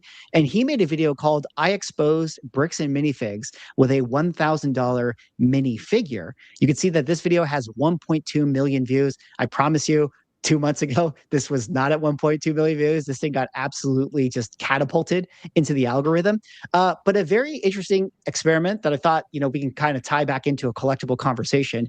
Basically, he had the idea of like, oh, what if I brought a bunch of Legos into my local Bricks and Minifigs and kind of played it off like I didn't know anything about the collection and just said like, hey, do you guys buy? Would you guys want to buy these Legos? And he took it to 4 different stores, and I'll just kind of quickly skip ahead, although I do recommend you guys watch the video. Suffice to say, the offers that he got from the stores were not great. I'll just play a little bit here. He went to 4 stores, offer 18% of the value of the collection at one of them, 6% at the value of the collection of another, 19% at one, and then 10% at another. Now, it's a little bit of like I don't know if you can take it truly fully at face value. Some of the people in their conversation with him were sort of saying like, hey man, like, well, they're trying to be transparent. They're like, listen, we're reselling. We're not going to be able to pay retail.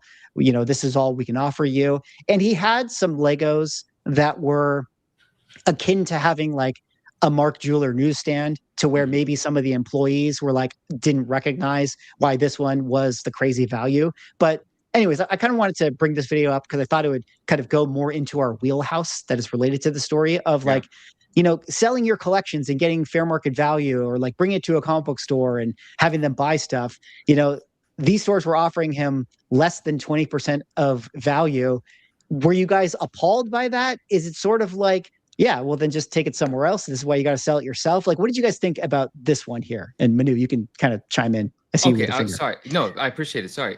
Let's not forget one of the stores stole the most valuable figure. Just Well, conveniently well, stole right, it. you're right. let's No, not- he stole it. No, we'll let's talk not about get it. in trouble No, listen, no. Let's not I'll get- say it. We've He stole it. seen that there have been a lot of He- legal things. He Yeah. stole it. He Yeah, stole it. calm down, Out of buddy. all of them, out of all of them, Allegedly. The 99 Allegedly. newsstand No, said I that, said not it. Out of This guy all, right here. I said it. Out of all of those figures, the one gold, shiny gold $1,000 one is the one that he randomly left in the drawer. The guy comes back in and says, "Dude, I think was there a gold one?" He looks right where. Oh yeah, my bad. Oh, plus I think it's fake.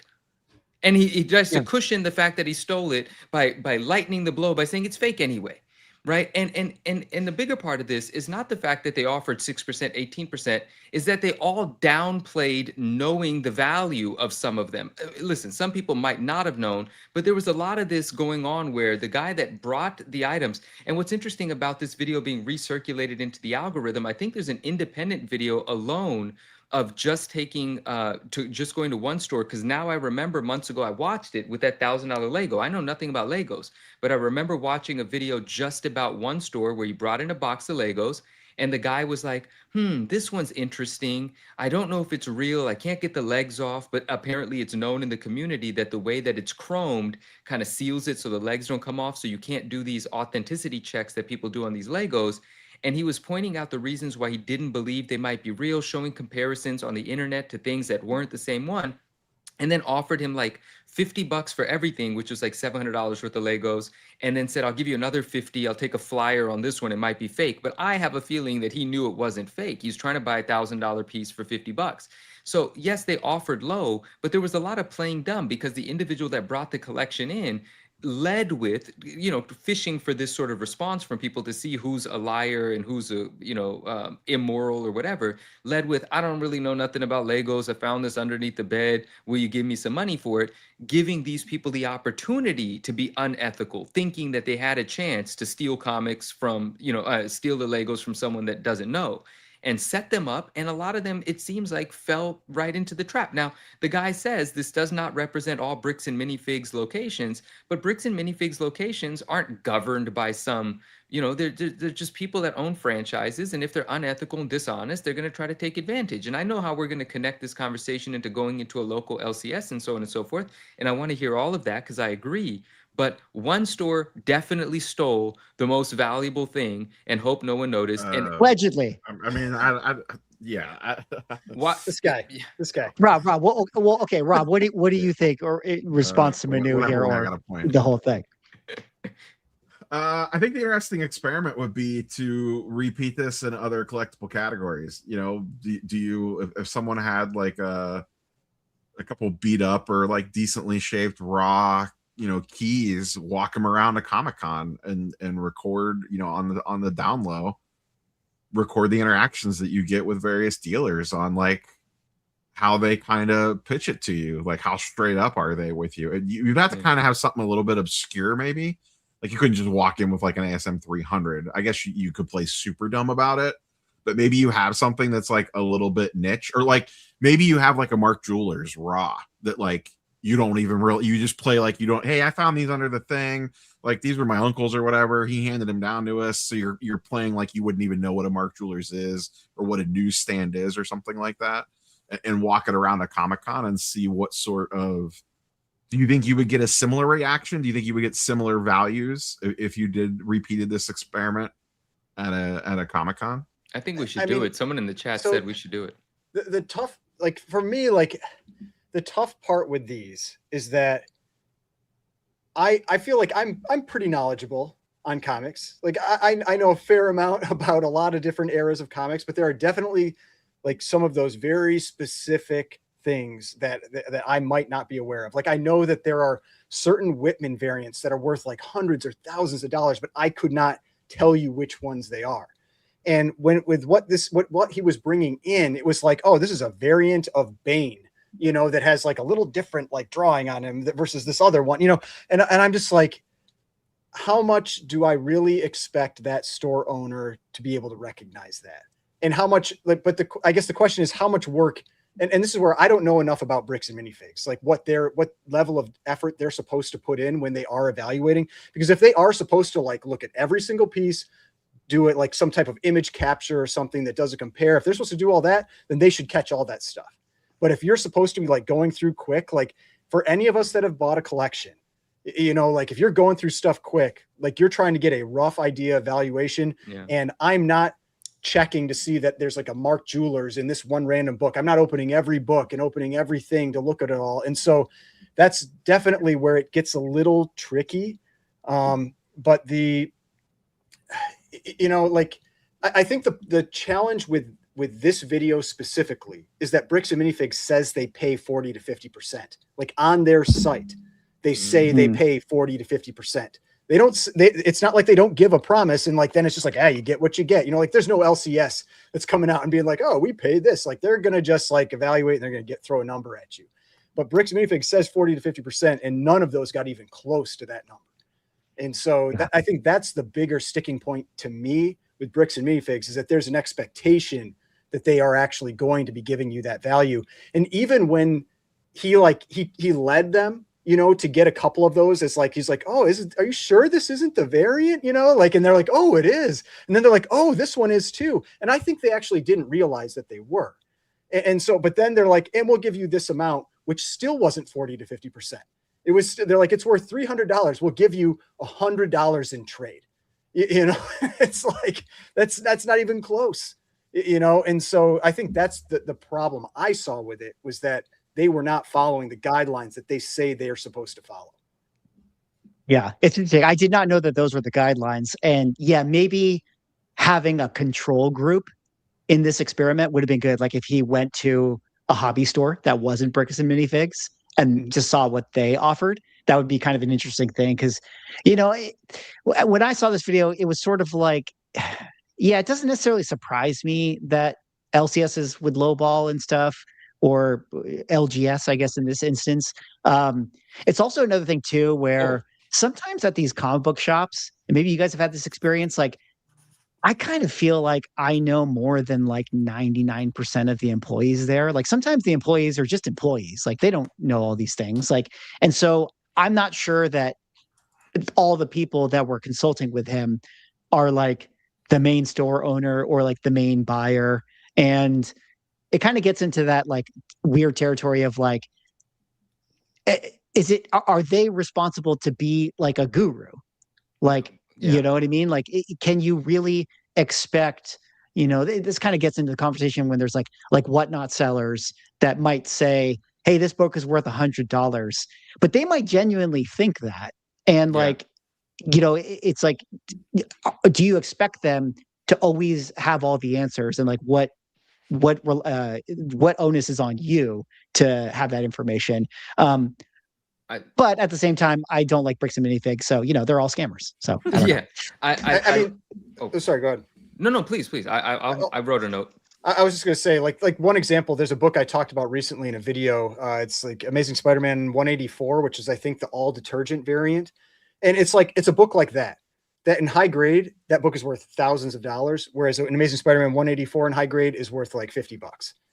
And so, like, it's being able to spot that one specific thing. And you, like, I bet you 90% of comic collectors don't know what that book is and don't know how to spot it, you know? And so it's like, it's stuff like that where it's like, yeah, I mean, you have some expectations when somebody's like a dealer or whatever, but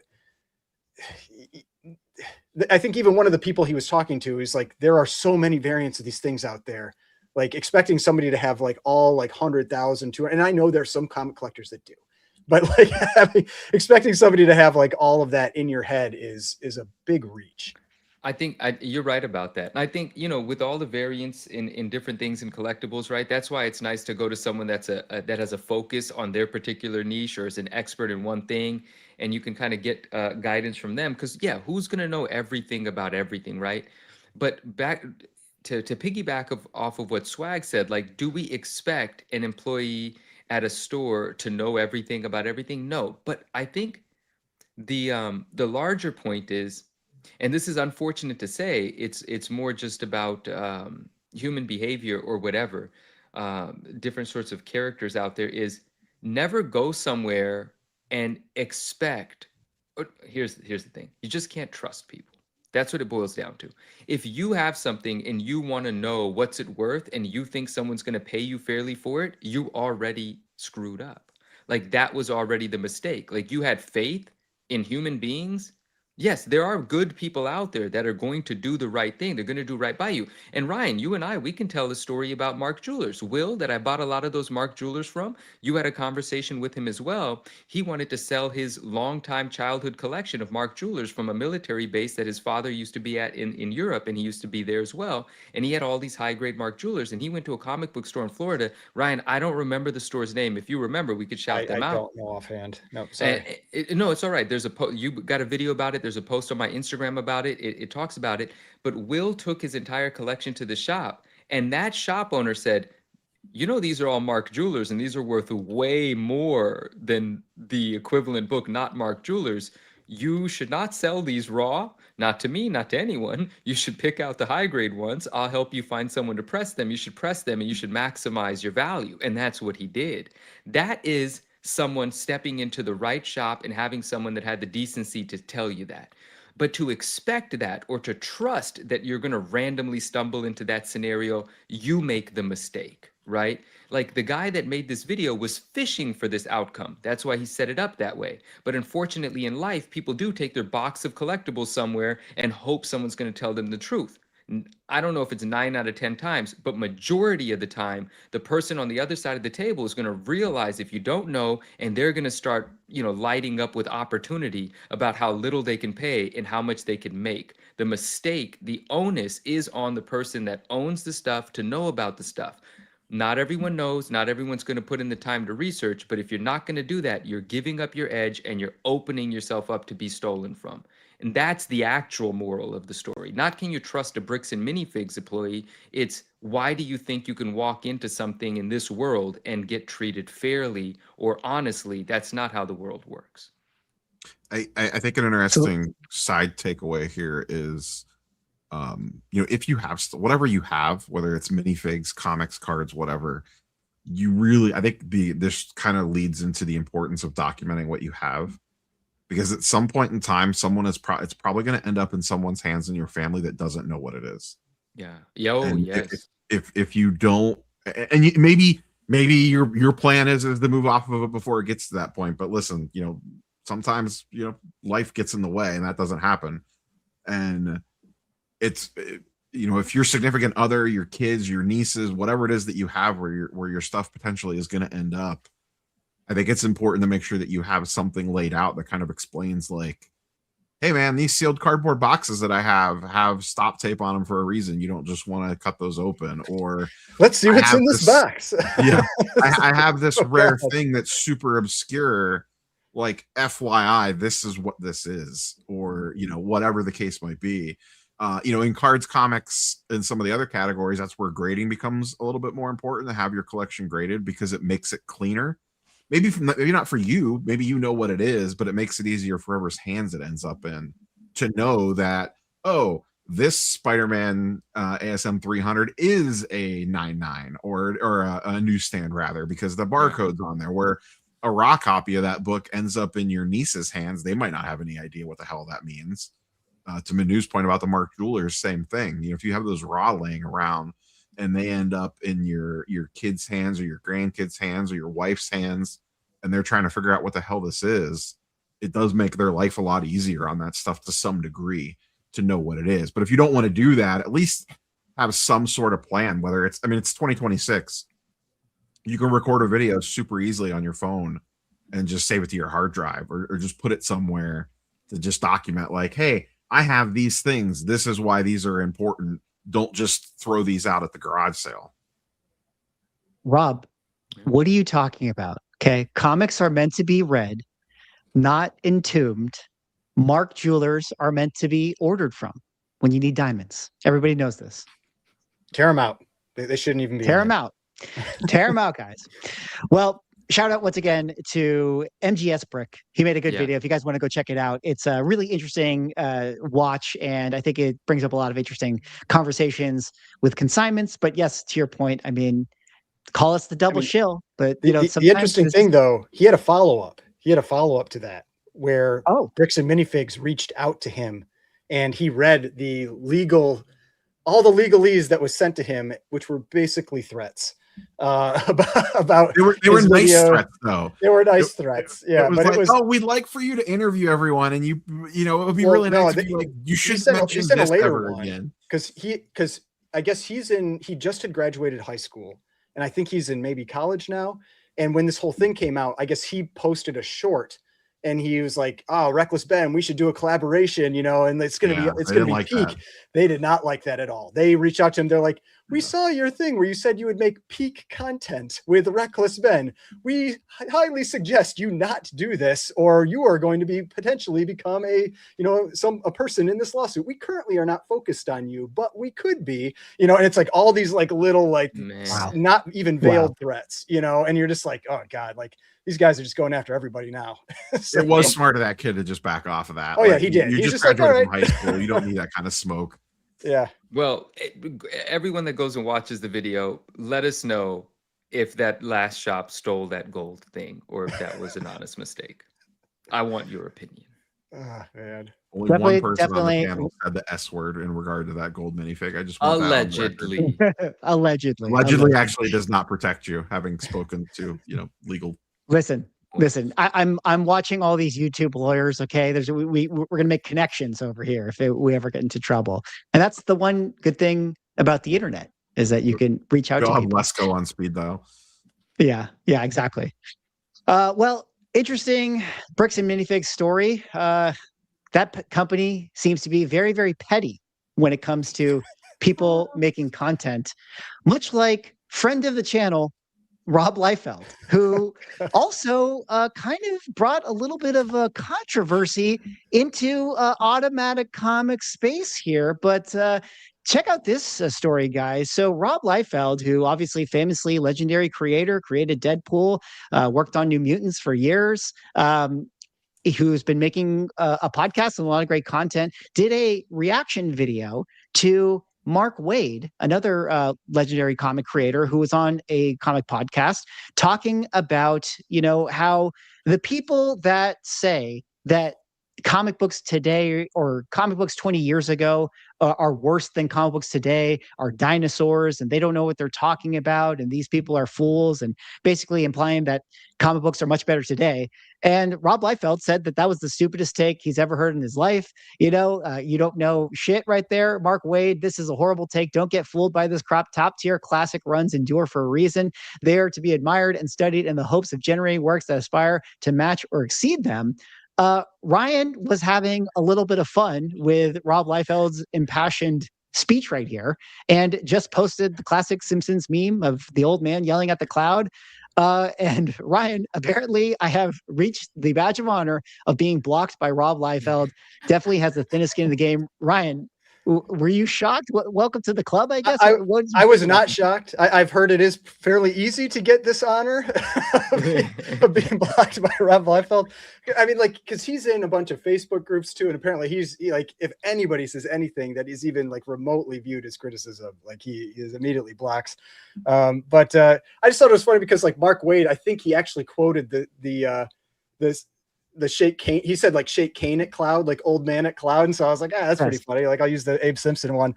And so I saw that, I posted it to you guys and I was like, I'm going to be blocked probably from this. And then literally within, it was minutes, a half hour at most. I was like, I can't see that post anymore. I was like, I've been blocked.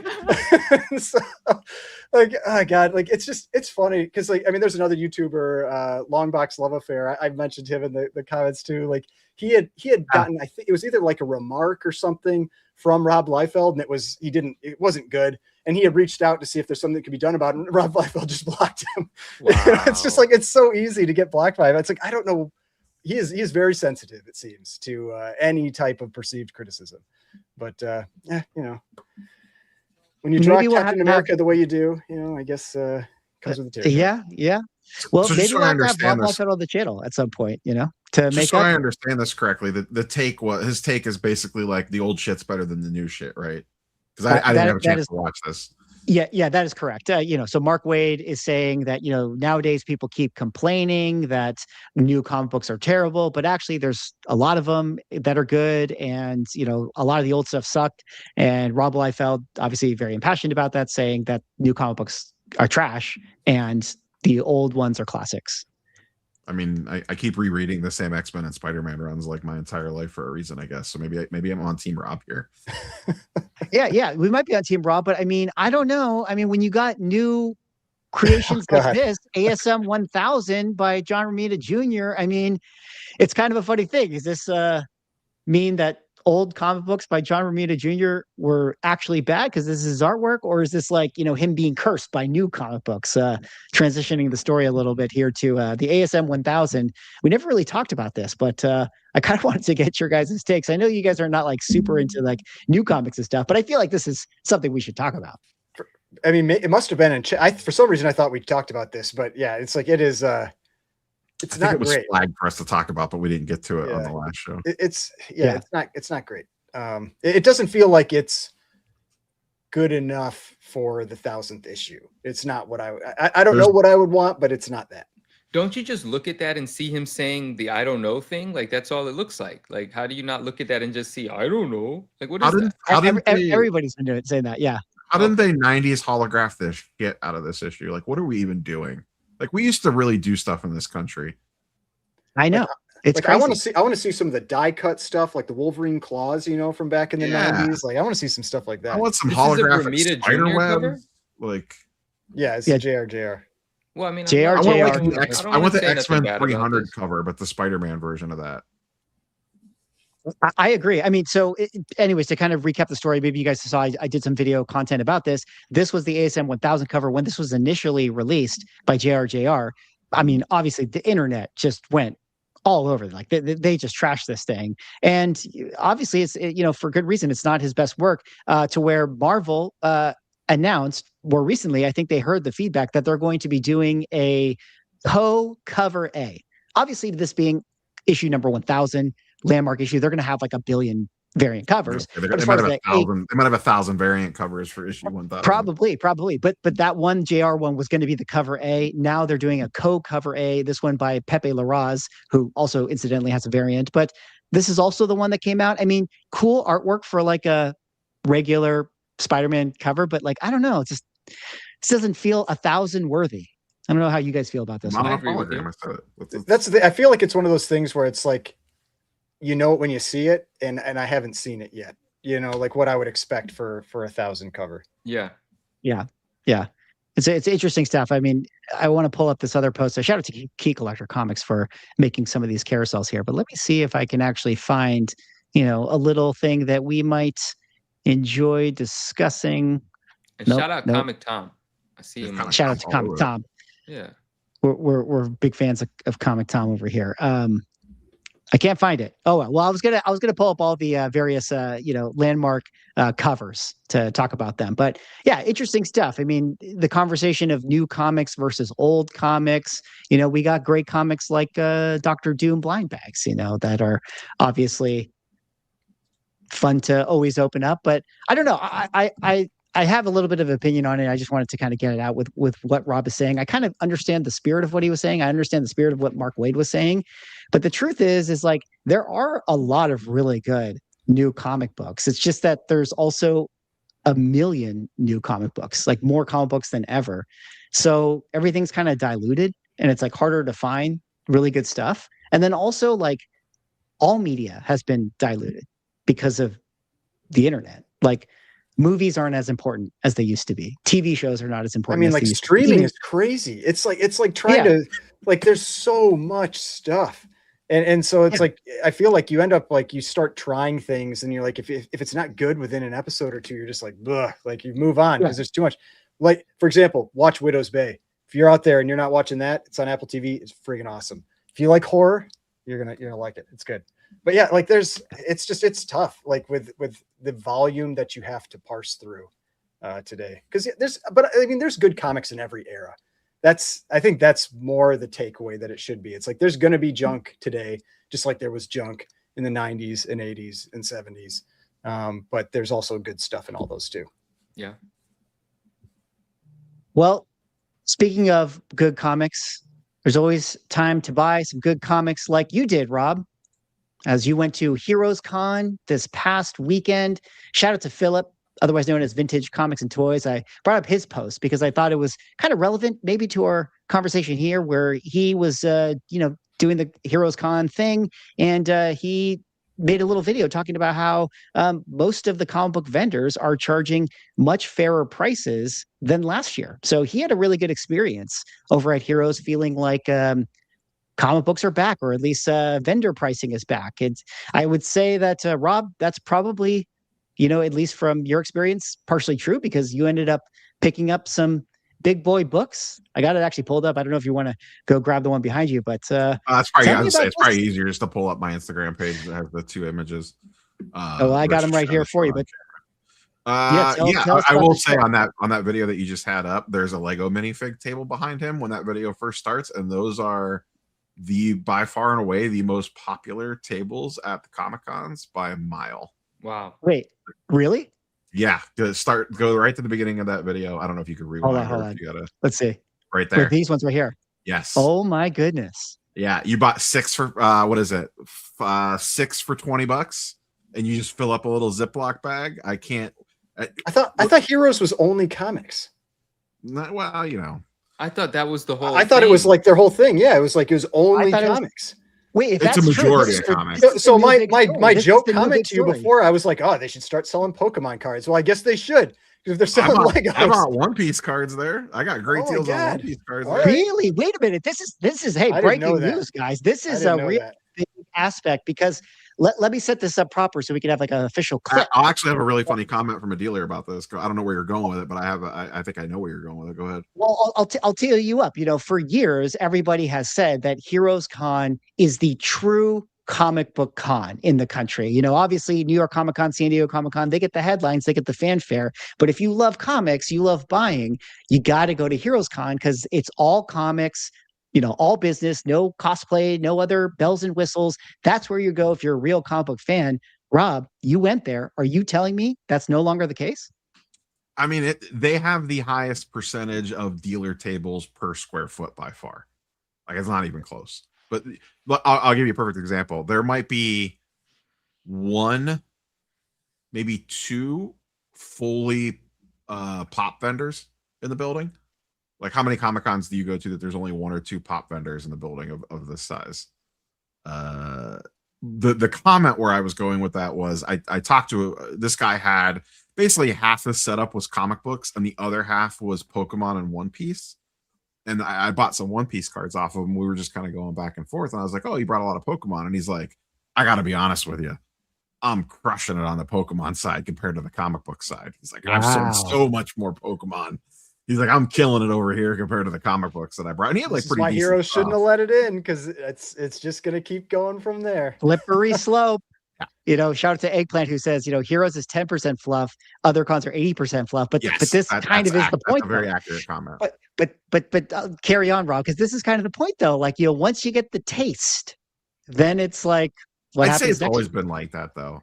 This is my 4th Heroes Con. I was not there last year, but I would say that 10 to 80 is probably, you know, a fairly accurate. Like, it's been like that for a while. It's never 100% pure, just all comic book vendors, but the percentage of comic book vendors is higher there than any, like, compared to like New York Comic Con. It's not even close. Like, especially when you're talking about the size of the building, like it's not even close. Remind me when we're at New York Comic Con, I'll take you past the Lego minifig booth. I think I have footage of it in my video of people stacked like 12 people deep, basically fighting to get to the Lego minifig table. That is incredible. Pricing. Pricing was better than I have seen. Like I said, I wasn't there last year, but like right after the COVID boom, I kind of talked about it with the X-Men 1. That was in 2024, I think, when I bought that book. And people were still pricing stuff COVID levels. That was not the case this time around. And I had a very narrow, you know, we'll talk about the AF-15 really quick. That was the main goal walking into this show. So the first thing that I did Friday morning was speed run the entire show floor to find every low grade one in the building that I could. So I had a good basis of like what was in the room to decide if I wanted to go after one or not. And I think you guys were I was in the group chat with you guys for a lot of this experience. Pretty much everyone that I saw sticker wise was about 10 to 15% over where it would be GPA wise, maybe even upwards of 20%. And you know, you could be critical of that, but at least that's like, I always go with, is your sticker price at least in the realm that I can negotiate off of? Or are you so far out in left field that it's not even worth my time? You know, like if an AF-15 in a 1.8 comps for 15K and you have it stickered for 22, like I'm not even going to waste our time talking about it because we're not even in the same place if you're that far off. If you're a couple of grand over, okay, like now we can have a conversation. And to give a little bit of backstory on the copy that you had up there that I purchased, that was stickered at 18 and I bought it for 15. So, right. and 15 to 16 is about, like, if you look at GPA on a 1.8, it's pretty much right between 15 and 16K, give or take. And obviously when you get to a low grade, the presentation can vary a lot. I talked about it in the vlog that I did. There was 3 1.8s in the room. All 3 were priced about the same, and the other 2 looked way worse than this one did. Yeah. So Yeah. I think you landed a really nice 1.8. looks I mean, great. this is, yeah, congratulations. This is a big, awesome purchase. yeah, Yeah, it is a definitely detached congrats. cover, but I think that actually helps the presentation on it, to be quite honest. Well, and it's Yeah, like 'cause there it was probably that would've other one graded we higher. talked about too that looked nice, and it was almost a split spine. You know, it's like that's usually how you're going to get Yeah. those nicer looking low grades. It's usually a spine issue, one way or the other. I Yeah. love that you got that, man. Congrats. That's And good. so some back end on the purpose of this, and we kind of talked about it earlier. Like, comics have not gone crazy yet. Like, when I looked into this, I was like, this book literally has not moved. It is sold for, if you look at the GPA average price of a 1.8, it's basically 15K for the last 3 years. Like, if you look at the 12-month average of each year, it hasn't moved at all. And part of the reason I wanted to do this now was I didn't want to take the chance that I missed the window. Like, if comic books go crazy, or even if it's just select books go crazy, this is one that's on that short list. And maybe maybe it's 15K for the next 6 years. It never moves. But if anything has a chance, this is on that short list of books to go nuts on.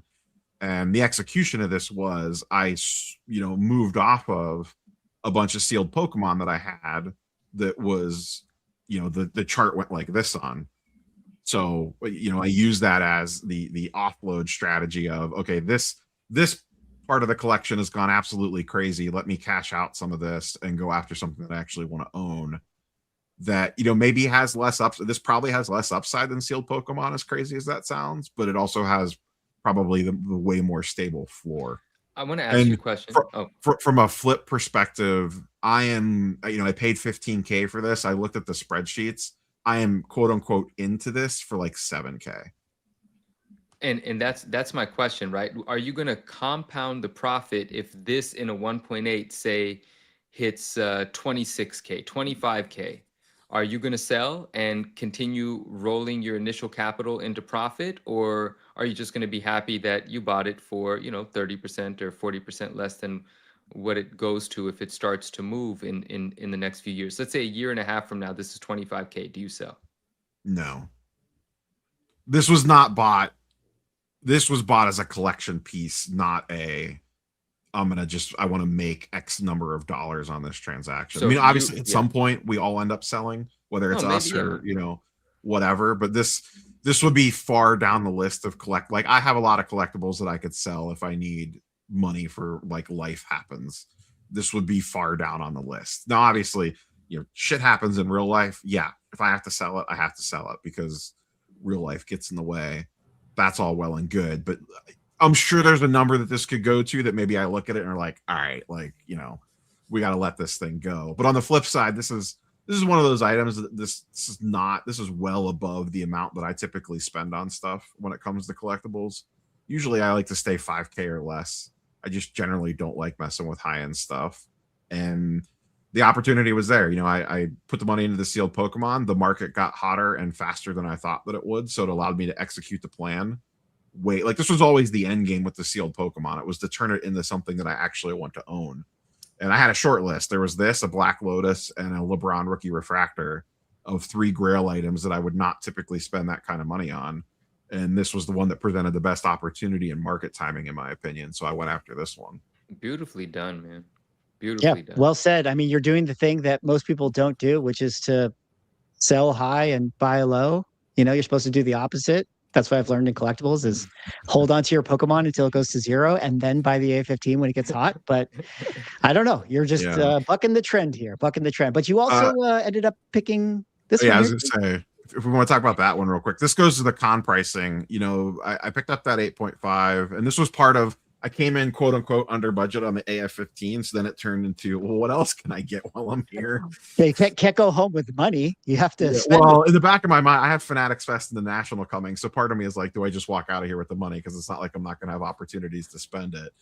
But I specifically set aside money for Heroes Con, and I had money left over. And I was like, well, I've always wanted a 129.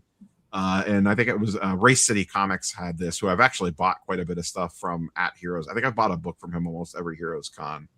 But this one, recent sales are around 2,500-ish in an 8.5. I'm sure it's got a little pump because I guess I bought this pre-last trailer. But he had it stickered for 23, which was like already a fairly solid price. And then I asked to look at it when he handed it to me. He's like, I'll do 2K on it if you want it for 2K. And it was the end of the day on Friday. And I was like, all right, well, con's about to close. Let me kind of formulate a battle plan with what I want to do here. And then I went, first thing Saturday morning, I'm like, all right, I'm going for it. And then it was one of those things where you're like walking to the booth and you're like, I'm going to be really pissed if that book happened to sell like before the show floor opened or during the VIP hour or whatever. It went from like, I kind of want it to you're on that last 100 yards and you're like, I'm going to be so pissed if this isn't on the shelf anymore. Yeah, well, congratulations. I mean, big books.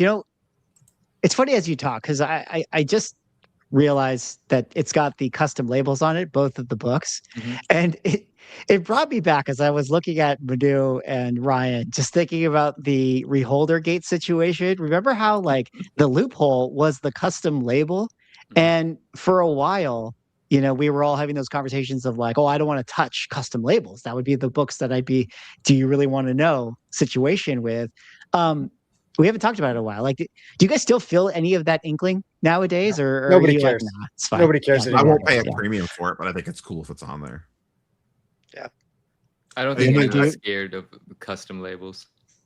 it's the same as like there were like people that were afraid of like certain numbers when they had the bends in them, the banana bends, and like nobody cares anymore. Like I know there's some people that do, but like the vast majority just don't care. It's everyone's on to minifigs. So I do want to know one quick thing on the AF-15, which goes back to kind of what we were talking about with the dealer stuff. With like, there's so much information available to us now. It's kind of like, what are we really doing? And I want to preface this by the dealer that I bought it from was great to work with, but he kept trying to quote like, and if you have a save search for this, there has been like this one seller that has zero feedback that's been like posting an AF-15 once a week, and then it like bids super low because everyone knows that it's not legit. And he kept going back to like, oh, this one thing keeps drawing, like pulling down the number, because he really wanted to, even like I said, he had an 18K sticker on it. And I like, my argument was, I pulled up GPA and looked, and I'm just like, listen, like I get it, like it's an AF-15, but at no point in the last 3 years has one of these sold for 18K. So like, what are we really doing with this number? Like, I get that's your asking point. Cool. But like, what are we really, like, this number is not real. Like, this book has not sold for 18K since like 2022, 2021. So like, that's not like, I get like the one sale might pull down the average like $500, but it's not pulling it down from 18K to 15K, Yeah, that's a good point. What was his reaction when you were kind of making that? I mean, obviously he ended. He was cool about it. Yeah, he was very cool about it. And yeah, I talked about this in the vlog. And like I said, I don't know if this guy was playing 3D chess with me or not, but I talked to him and he said, "Are you interested in that?" I said, "Yeah, I'm very interested. I'm looking for like a 1.8." And he's like, "Well, if you don't like this one, my buddy has 2 1.8s." And I'm in front of this guy looking to do like a 15 to 16K deal, and he's like, I was like, "Oh, I didn't see those." And he's like, "Well, I'll walk you over there right now." And the dealer literally grabbed me and walked me halfway across the building to his buddy's booth to show me his buddy's 2 AF-15s. So like, for the dealer to potentially give up a 15K sale, I thought was, like, he's walking me from his table to another table to see like the same exact book. Now, in hindsight, I thought about it a little bit more, and where I went to the 3D chess angle of it was, did he know like his book presented way better than those two? And they were all the same price. The other dealer was at 17.5K sticker on both his copies, and they both, in my opinion, looked worse for different reasons. One had a huge tear on the spine, like not even on the spine, like to the little bit right of the spine, and the other one had a huge corner out of the top right corner, was just missing from the front cover. So it's like, there's no way I'm paying that price for those. So is it like him doing the whole like, I'm gonna be so nice and walk this over, and it makes him look good in front of his buddy, and it makes me be like, oh, this guy's great. Like, he's walking me over to show me these other 2 copies that aren't, like, he's potentially walking a sale. But in the back of his mind, does he know, like, my book is better than those 2? Like, if anything, this is going to help him bring me back to my table. Yeah. He might have been. It was a high risk, high reward play, but, it ended up working out for everybody, I think. Yeah. I mean, especially when you look at it, like, when he's selling it direct to you, he doesn't have eBay fees. He doesn't have, Heritage or Comic Link or Comic Connect or whatever. Like he's, what he's selling it for, he's getting. So, well, it was funny because when we did the deal, I don't know if it was his wife, girlfriend, significant other, whatever. She was like, "Oh, you sold that?" Because it was. I mean, I bought that within the first couple hours of the convention floor being open, so I'm sure he was pretty happy that he got to sell a 15K book within like 2 hours of the show floor being open. But his wife was like, "What did you get for it?" And he told her the number, and she's just like, "I thought you said you wanted to get 16K minimum for that, and now you go sell it for 15." And he said something about were you there when she? So you're there? Yeah, it was hilarious. And he's like, I did. He's like, that's the number that I had in my mind. And he's like, but when 15K cash comes out, and he was like trying to explain to her, like, well, if we sold it on eBay, like we're gonna lose. If we get 16K for it on eBay, this is actually the same thing. Like trying to explain to her like what we would explain trying to talk to a dealer. So it was kind of funny to see that aspect of it. He's like, I thought about countering you. He's like, would you have done 15.5? And I was like, I would have walked at 15.5, but I probably would have came back and ended up buying it. But we wouldn't have. You wouldn't have the money in your hand right now. And then I actually saw him the next day or later that day buying from a dealer. And I tapped him on the shoulder and I was like, "Oh, you spending my money already?" He's like, "Yeah, I got to reload." It was Cosmic Comics and Toys. I think he has 2 shops in Michigan. He said. Well, cool guy, great guy. He was hilarious. He was great to work with. And shout out to Race City. I think Ryan, you said you might have bought some stuff from him. Yeah, he sells on Instagram. Well. Yeah, I thought like I said, I think I bought a book from him almost every Heroes Con. They have a lot of the same dealers, so like I know, like when I walk in, I'm like, okay, I want to hit these couple of tables because I bought from those guys previously, and they always have good prices on stuff or fair prices. So I'm always like, I immediately want to go to their tables to see what they have for inventory. I think maybe I bought my Archie 50, like my 6.5 or whatever it is from him. Yeah, like he always has cool stuff. But general con pricing, I would say a majority of folks that you're probably looking at about 10 to 20% over where it should be. But once again, I think that's within the range of you being able to at least talk them down to close to market price. No, I think you're right. I mean, 10 to 20% seems fine, especially since a lot of comic dealers were at 1.50, 60% over market. And like you say, like you can't talk somebody 40% down to overpay by 10%. It's just still ridiculous, So, I mean, friend of the channel, Como Comics, he sent us some pictures like, I won't say which books are dealing. He's like, these 2 books are still here. He had seen them at another show before. You go to Heroes Con for like 5 straight years in the same book, just at the same wall, with the same sticker on it. But hey, not everybody moves their prices. Yeah. I mean, that's every show you go. I joke about this in sports card vlogs of there's shows within a show. There's the percentage of dealers that set up that actually want to sell shit, and they're priced relatively appropriately. And there's always going to be X percentage of dealers that they don't actually want to sell anything to people that remotely have any idea what they're doing. Yeah. They're just hoping someone walks up and just pays the number, almost like a car dealership, really. Like they're just hoping 100%. Someone comes in. Yeah, I'll take the Toyota RAV4 with your 6K and add-ons and your paint protection and all this other crap, versus someone that actually walks in as a semi-educated buyer. So it's just a matter of like what percentage of the room wants to actually sell shit and what percentage of the room just wants to have a museum. And I could say, having gone the Heroes Con 4 or 5 times now, it has shifted more towards, oh, okay, I actually kind of just want to sell this shit. Like we're not trying to price at the COVID bubble anymore. But those guys are still in the room for sure. Right. One other aspect before, I don't want to send us down another talking hole with this, but we'll have to address this at some point in another show. To that point, the problem is that if you do price as a dealer at these shows somewhere within market, like right away, what ends up happening is the other dealers buy your inventory before the doors open. So then you sell at your booth. Those other dealers either mark it up or they put it away because they're going to do whatever they do with it at some other event. So that's one of the pain points. Is like you could, even if you're a dealer who is well intentioned to sell at market, you get your inventory swallowed up. But that seems like that's a whole other can of worm conversation that we can. I mean, I want to at least. I think we should at least pick the scab a little bit. Like, is that wrong? Like, why should you care who you're selling to?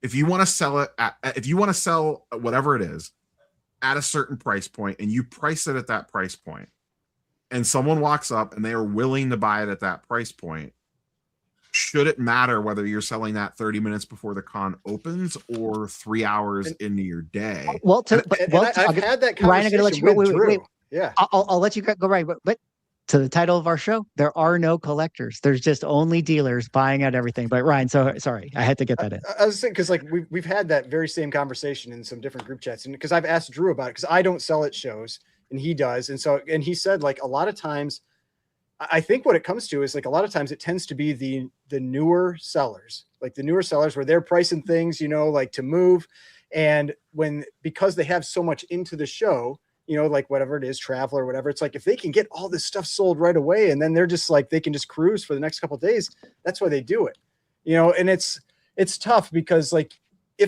since they're priced well, they would probably sell all that stuff anyway throughout the weekend.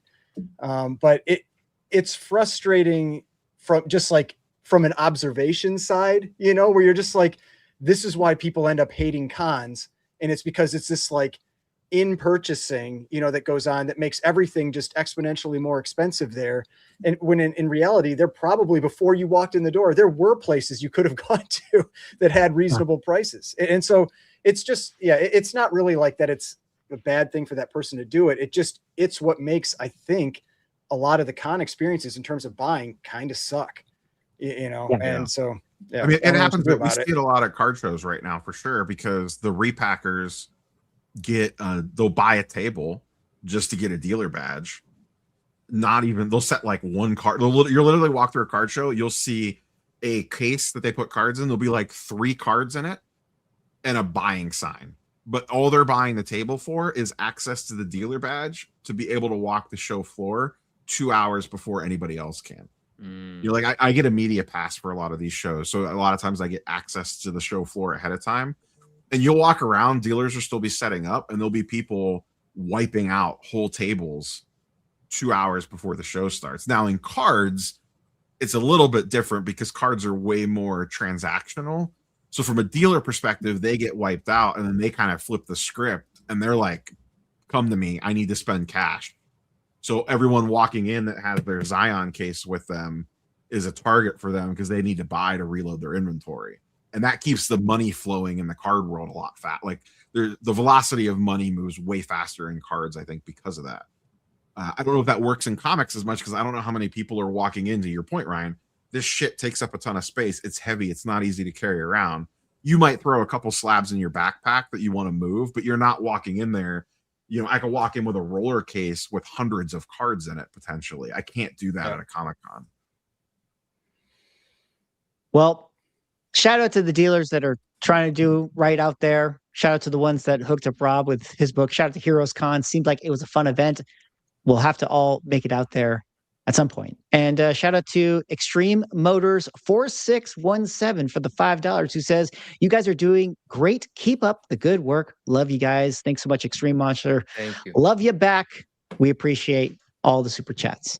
Well, a couple last little topics before we kind of, wind down here, but I did want to hit this one right here, which we were a little light on the card content on tonight's episode. So we had to kind of finish out with a little bit of a card story. But guys, Marvel superheroes, the next Magic the Gathering set, their version of the Avengers, which Manu, you actually mentioned a little earlier in the show, is set to come out just next week. This is the collector booster boxes are about to hit market. And I thought that this was a really interesting post, because this guy said that 123 Marvel superhero collector booster boxes opened, not by me. Here were the hits. So somebody did the experiment. They opened up a bunch of these boxes. Right now, they kind of are retailing around like $450 to $500. So that's a lot of money in boxes. Yeah, that is a lot of money to be opening up. But here, where were their hit breakdowns? And to put it into a little bit of perspective, the toll rate seems to be a lot lower than that of Spider-Man, and actually significantly low. And I don't know, Rob, maybe you can kind of weigh in on this. Like, is this one of those things where if the pull rates are low, does that make the hit cards more valuable, or does that make people less interested in making attempts to pull these cards? Before you answer that, there's a couple highlights here. This Thanos one is the Mind Stone. Last set in the Spider-Man set, it was the Soul Stone. He did not get the grand prize, which is the cosmic version. He got this version with the Thanos. So that's a lot of boxes to open to only get one of those. I think that the Soul Stone version in the Spider-Man set sells for about $2,000 per card. And then some of the other comic cover hits are some of the interesting chase cards. But Rob, let me kind of kick it to you here. What do you think about this experiment, this pull rate seemingly low?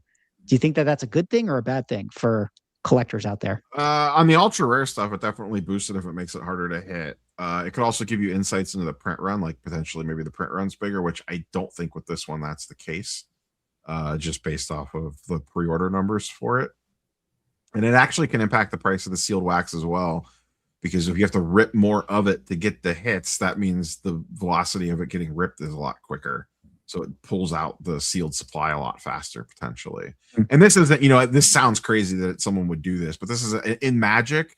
This is the one of the TCGs that this actually makes sense, because Magic is very player oriented, not collector oriented. So they need and want the singles. Like, players want the singles to bling out their decks. Like, this is pretty common to kind of rip cases upon cases upon cases, and if you sell fast enough, you could actually do better than just selling the sealed boxes in some cases. A lot of stores will just do it for their inventory too, because they want to have inventory for stuff. And it kind of, I forget who it was when we talked earlier about, people don't want to grade Magic cards or whatever because the Magic folks get mad about grading cards. It's a similar thing. Like, of all the TCGs, Magic is by far and away the least graded, especially when you look at it in terms of how popular it is, because the players actually want the cards to play with and in their decks. They don't want them slabbed. They don't want them in a case. They don't want them on display. They want them in their hands to like actually shuffle them and play with them. Which to me, to that point, it feels like Manu, Marvel card collectors like should be looking at these sets more. Don't you think? I mean, that's what we were saying about maybe that Spider-Man set being undervalued now, right? Like, worth picking up, that Spider-Man Magic set. Yeah. I mean, and like the interesting thing to me, like when I look at this with like Pokemon, I feel like when the hits are tough to come by, it causes people to complain a lot, but long term, that sealed product tends to be pretty valuable. Like when you look at like I can't remember the set now, but the set that has like the Umbreon, the Moonbreon in it, like that one, like people complained all the time about how hard it is. Yeah, Evolving Skies, how hard it is to pull, and it was like people didn't like that at first, but then that became like one of the marquee sets for Pokemon, and it's because it was so hard to pull that card that people wanted. Wait, Swag, connect me again with the thought you were having. I think I misunderstood what you were saying. Why should we be looking? Why should Marvel card guys be looking into this? Walk me through that. To Rob's point, this type of set, Magic players, they want to play with the cards. It's an actual game for them. They're handling them. Like, presumably there's less tens, there's more wear and tear. People are ripping this stuff. So when it comes to the fact that Magic, which got this large player base, on top of, now they're doing this set that's Marvel. So if you're like a Marvel card collector and you like this artwork anyways, this seems like a good place to dip your toes in, which I understand. Topps Chrome also, is about to come out with its Marvel set. Marvel recently showed some of the new cards. They're doing a bunch of these reflections. These look pretty cool as well. We were a little critical of some of the top stuff a couple of weeks ago. That Venom Reflections card looks amazing. Amazing? Yeah, let me see. Some of these ones you can see on the screen are pretty sweet. So, I mean, I think that this set's going to be popular.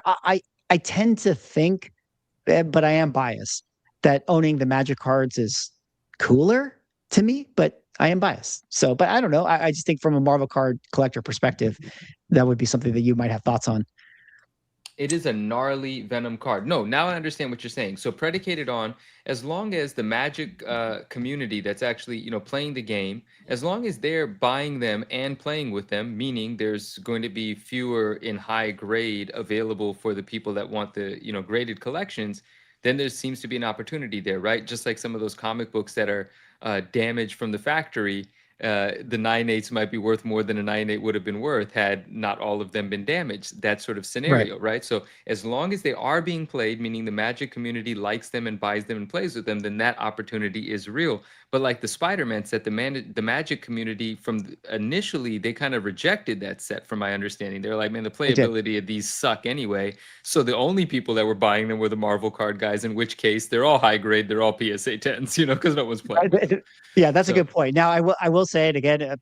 Take it with a grain of salt. I am biased. I did work on this set, but go pick it up. It makes me look good if this thing does well. But the Spider-Man set was rushed a little bit. They didn't get to come out with all the mechanics that they wanted, and so from a playing standpoint, it was underwhelming. However, early speculation of like the players who are looking at the set lists of these superhero cards, the Avenger set, people are starting to get really excited about this one, and that says a lot, considering like typically, like you already hinted at, Magic players are a little allergic to these like collaboration sets where Magic has done collaborations with like Teenage Mutant Ninja Turtles. They did collaborations with Lord of the Rings. They're going to do collaborations with other IPs, and now doing Marvel. So Magic players are a little like, can you just do the old school Magic stuff and not do these collaborations? But the reality is these things sell way more.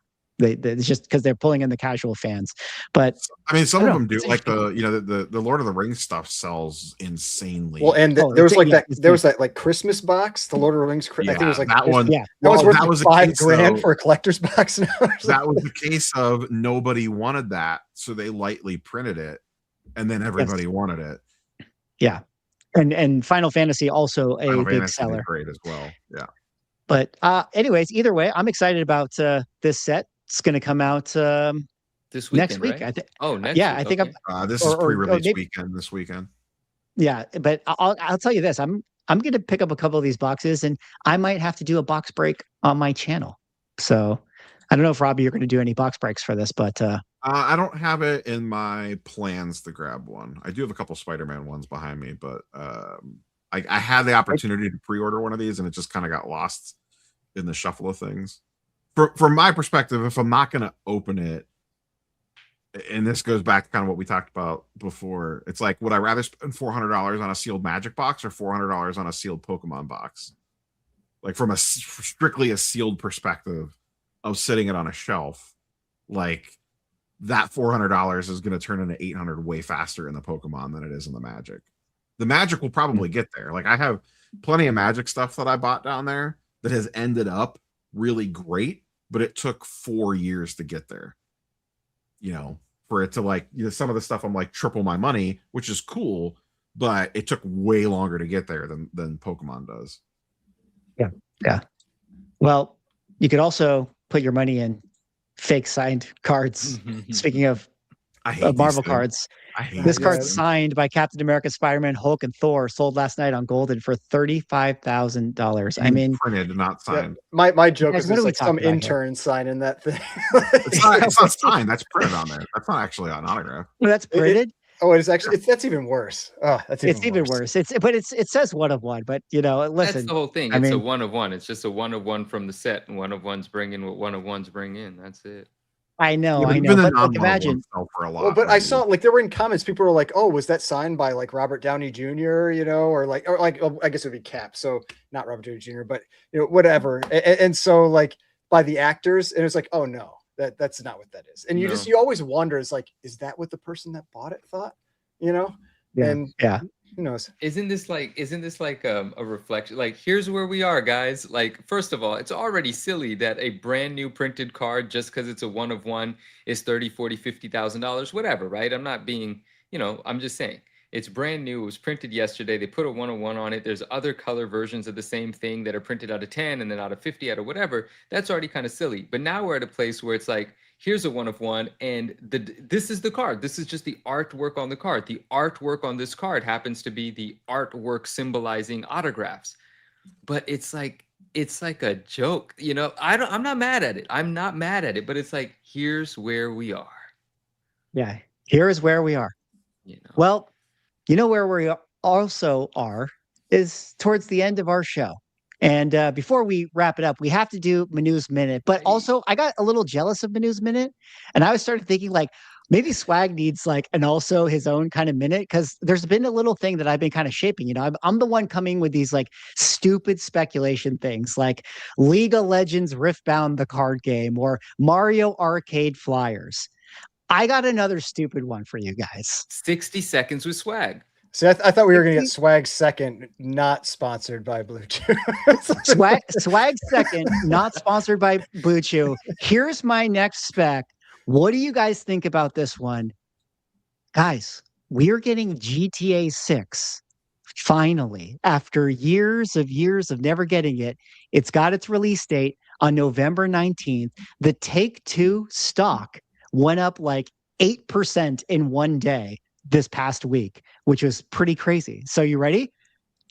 Grand Theft Auto trading cards. What do you guys think? Are we going to go to the moon with these things? I mean, you've already bought them, haven't you? Unfortunately, this was not my purchase, but here. I was thinking, what Grand Theft Auto trading cards, could go to the moon. I was actually looking to see if there was Grand Theft Auto comic books, but there weren't. But that's my second with Swag segment as my next. I would rather buy the new K-pop Demon Hunter sealed than this. You're such a hater. You're such a hater. Rob, you know that every time you buy something that I recommend, you do well with it, right? I believe my League of Legends box is in the red. What about your Avengers 8? That's way in the red. Oh, damn. I actually no longer own that book. Swag Spec, not Swag doing Spec. Swag second Spec. Anyways, I was waiting for you to specifically call that out. I was watching your collection buy video and you were talking about Avengers 8 and you're like, at one point this used to be like big spec. And then I ripped Neo off hardcore for one of these. Don't listen, it's a running joke. Don't listen to my spec. Here's the thing, guys. I'm not actually going to buy these things. Okay. I'm just throwing it out as like you never know. You never know. All right. We got to go on now to Manu's minute. And Manu, I got no setup other than take it away. No, okay, great.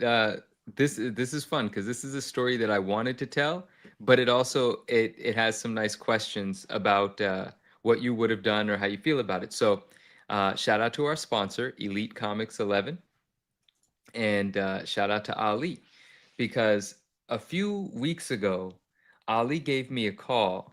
And because this is a book that I really, really love, and it's the sort of thing that I'm really into. But so Venom Lethal Protector, we all know that book, that Bagley cover. There's a black error where the red foil didn't get laid down properly. And that's already dope. And that book in a 9.8, it's like, it's a rough range. I'll say like $5,500 to $8,500. I know it's a wide range, but it just depends on where you buy it. If the person's your friend, they graded it, so on and so forth. Call it $6,500, whatever. But most people know of the direct edition. Very few people know that the black error actually does exist as a newsstand as well. And some people say they've never seen it. Here is the copy that Ali from Elite, the owner of Elite, graded himself recently after buying a collection, because from time to time they do buy collections as well. So hit them up. Or anything that you might want to sell them. You could always hit them up if you don't want to post it on their platform and see what they say. But in any case, he gives me a call and he shows me this and I was like, oh my gosh. And we had a conversation about what is this worth? Because people that are just looking at the recorded sales of this, there's one recorded sale, it's during the pandemic, and it's 20,000 and change. And a lot of people assume that it might be the only copy. But if the same way Ali called me, other people call me about this book as well. So I'm aware that it isn't the only copy. And I have had opportunities to buy. So I had some insight into what I've offered on some and what offers higher than mine were accepted. And so we had the conversation about value, about price. Scarcity aside, it is an extremely scarce book. It does not come up very often. Most people don't even know that it exists. And there is a history which hasn't been confirmed or verified, but there's some speculation of fake copies that have made it through CGC. So it's not to say that if it's CGC slabbed, it's real, but there is something that certain collectors will tell you to look out for. Now, I'm going to say this, but do your own due diligence, because I cannot confirm or verify this, confirm or deny or whatever. But it is said by some people that have done some deep digging that if the copy has no red on it whatsoever, That doesn't mean it's fake, but that is a red flag that someone imitated a black error. So if it has no red whatsoever, because many of these have a little bit of red foil here, a little bit of red foil there, it's not completely black. So that's just the first thing to be sort of cautious of. But no one knows if that means it's fake for sure. But there was this other thing where in the top left corner of this book where it says Marvel Comics, the ones that are said to be fake are not only completely black, but that blue box has no remnant of Marvel Comics, not the embossed, not the raised, not any shadow of it, nothing. It is just a solid blue box. It looks as though the comic was manufactured intentionally, perfectly to represent the error, where majority of the errors have some remnants of what was supposed to be printed. So that's just a side note. In any case, this is a real one. Ali graded it himself, and it got the 9.8. And so he made a reel about it, made it available, to his community. You will find really dope, rare things like this on Elite's page as well, so definitely follow their page. And then some conversations started, right? Certain people started making offers, but Ali ended up trading this book for a book that he personally is more connected to, and it's a very cool book. It's actually, I pulled up some details here, but here it is. It's Four Color Comics, issue 16 from 1941. And this is the first appearance of Mickey Mouse in comic books. And I didn't do this research, but it was told to me that the last sale of this book was $22K, and they did an even trade. And so that's putting a $22K value, which is very reasonable, on that Lethal Protector. And so I thought this is awesome because I think both of these are awesome. Now, here's what I want to ask. Which book would you have kept? Who do you think got the better side of this, right? Because this book, the Four Color Comics, there's only 149 graded total, and it's from 1941. All right, it's ancient, it's very cool, this cover's cool, everything. There are 4 7.5s, last sale apparently being $22K. The newsstand Black Error Lethal Protector, it is not broken apart on the census. So out of the 129.8 black errors, we don't know how many of them are newsstands. But if you've been paying attention and you look at what comes available, newsstands never really become available. So it's a small fraction of that. Personally, me, obviously, I want the Black Error 9.8 newsstand Lethal Protector. But I want to ask Ryan, I want to ask Rob, Mickey, I want to ask you, which of these two would you want? And to me, this is just an awesome story of 2 awesome books being transacted through Elite. So double purpose for me wanting to share this. But I love this book. I want this book. And most people don't even know this exists. But let's start with you, Swag. Which one would you take? All right, people in the chat are already doing it as well, but Okay. you guys should let us know which one you would rather have. So me personally, I love this book. Like, I love the first Mickey Mouse in comics. This is the one that I would personally rather collect. However, I will do a little bit of a caveat and say that I do wonder if you needed to sell this book, you might have an easier time getting a purchase with this one. I think if you have this, you may have to consign, auction, really work at this thing. It might be a little harder to move because, Golden Age at this particular level is tricky. I mean, maybe Ryan's gonna have more thoughts on that. And I don't really know the Venom Lethal market like you guys do. But my answer is this, although maybe this one would be easier to move. So that's my thought. Okay. So for me, I'll say, like, let's just assume they're both like relatively close in value. It is tough to say, like, the 4 color, I was just looking at some recent sales, like it had the $22,000 roughly sale. It had a sale right before that I think was around like 16.8 or 17. So Okay. you could say it's maybe like 18 to 20 in that range. It might push to the 22. Like 22 is on the high side. Okay. The Lethal Protector was a while ago, and it's like a COVID sale, so it's tough to call, yeah. But I personally, not just because of Golden Age, like I would take the 4 color 16. The reason I would, though, is I don't personally really like having high, and I've talked about this on the channel before, I don't like having high dollar 9.8s because I'm always so afraid of something shifting and taking damage in the case. And now it becomes a 9.6 and now it's worth $4,000, or $5,000 or something like that. Whereas if But the label says 9.8. That's all. Yeah, that's true. I know the label says 9.8. But what are we talking about here, Ryan? The label says 9.8. It could be a 6.0. That's the stuff that always worries me. Whereas like a 7.5, like that's going to be a 7.5 probably no matter what happens to that book in the case. Now the other thing I will say with respect to liquidity of that book, now that is a higher grade than what I've owned. I've owned a couple lower grade ones. I think I had a 4.5 and a 3, maybe something like that. And when I put I had them both in my PC for a little bit. And when I decided to sell them, they both sold almost instantly. That is a very, very desirable book when it comes to Golden Age comics. Now, when you're pushing a $20,000 price, that may be a little harder to get that cash number, but it is still a book that will move. I mean, like, you don't see them very often. I've only seen I've seen one at my local show, and it's always up there. It's a restored copy that has a really high price on it, and so nobody buys it.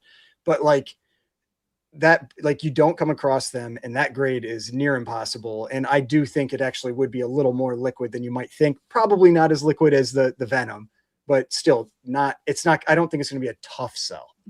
Yeah. Right. Rob, do you got any opinions on either of these books? I'm gonna split the difference here. I would rather have the Venom behind me, like on display. If you're telling me which one I would rather park my money in, it's the 4 colors. That's a good answer. I can respect. I think that's a logical answer for sure. And well, before go we ahead. go, Go ahead. sorry, before we go, Philip, our friend Philip in chat said something very cool here. He said, "My friend still owns the very first 10.0 by CGC from May of 2000, and it just so happens to be a Venom Black Error." That's not saying it's a newsstand, but it's a Venom Black Error. That's CGC's first ever given 10.0. I didn't know that. Philip's telling us that. That's amazing. Shout out to you, my man. That's serious.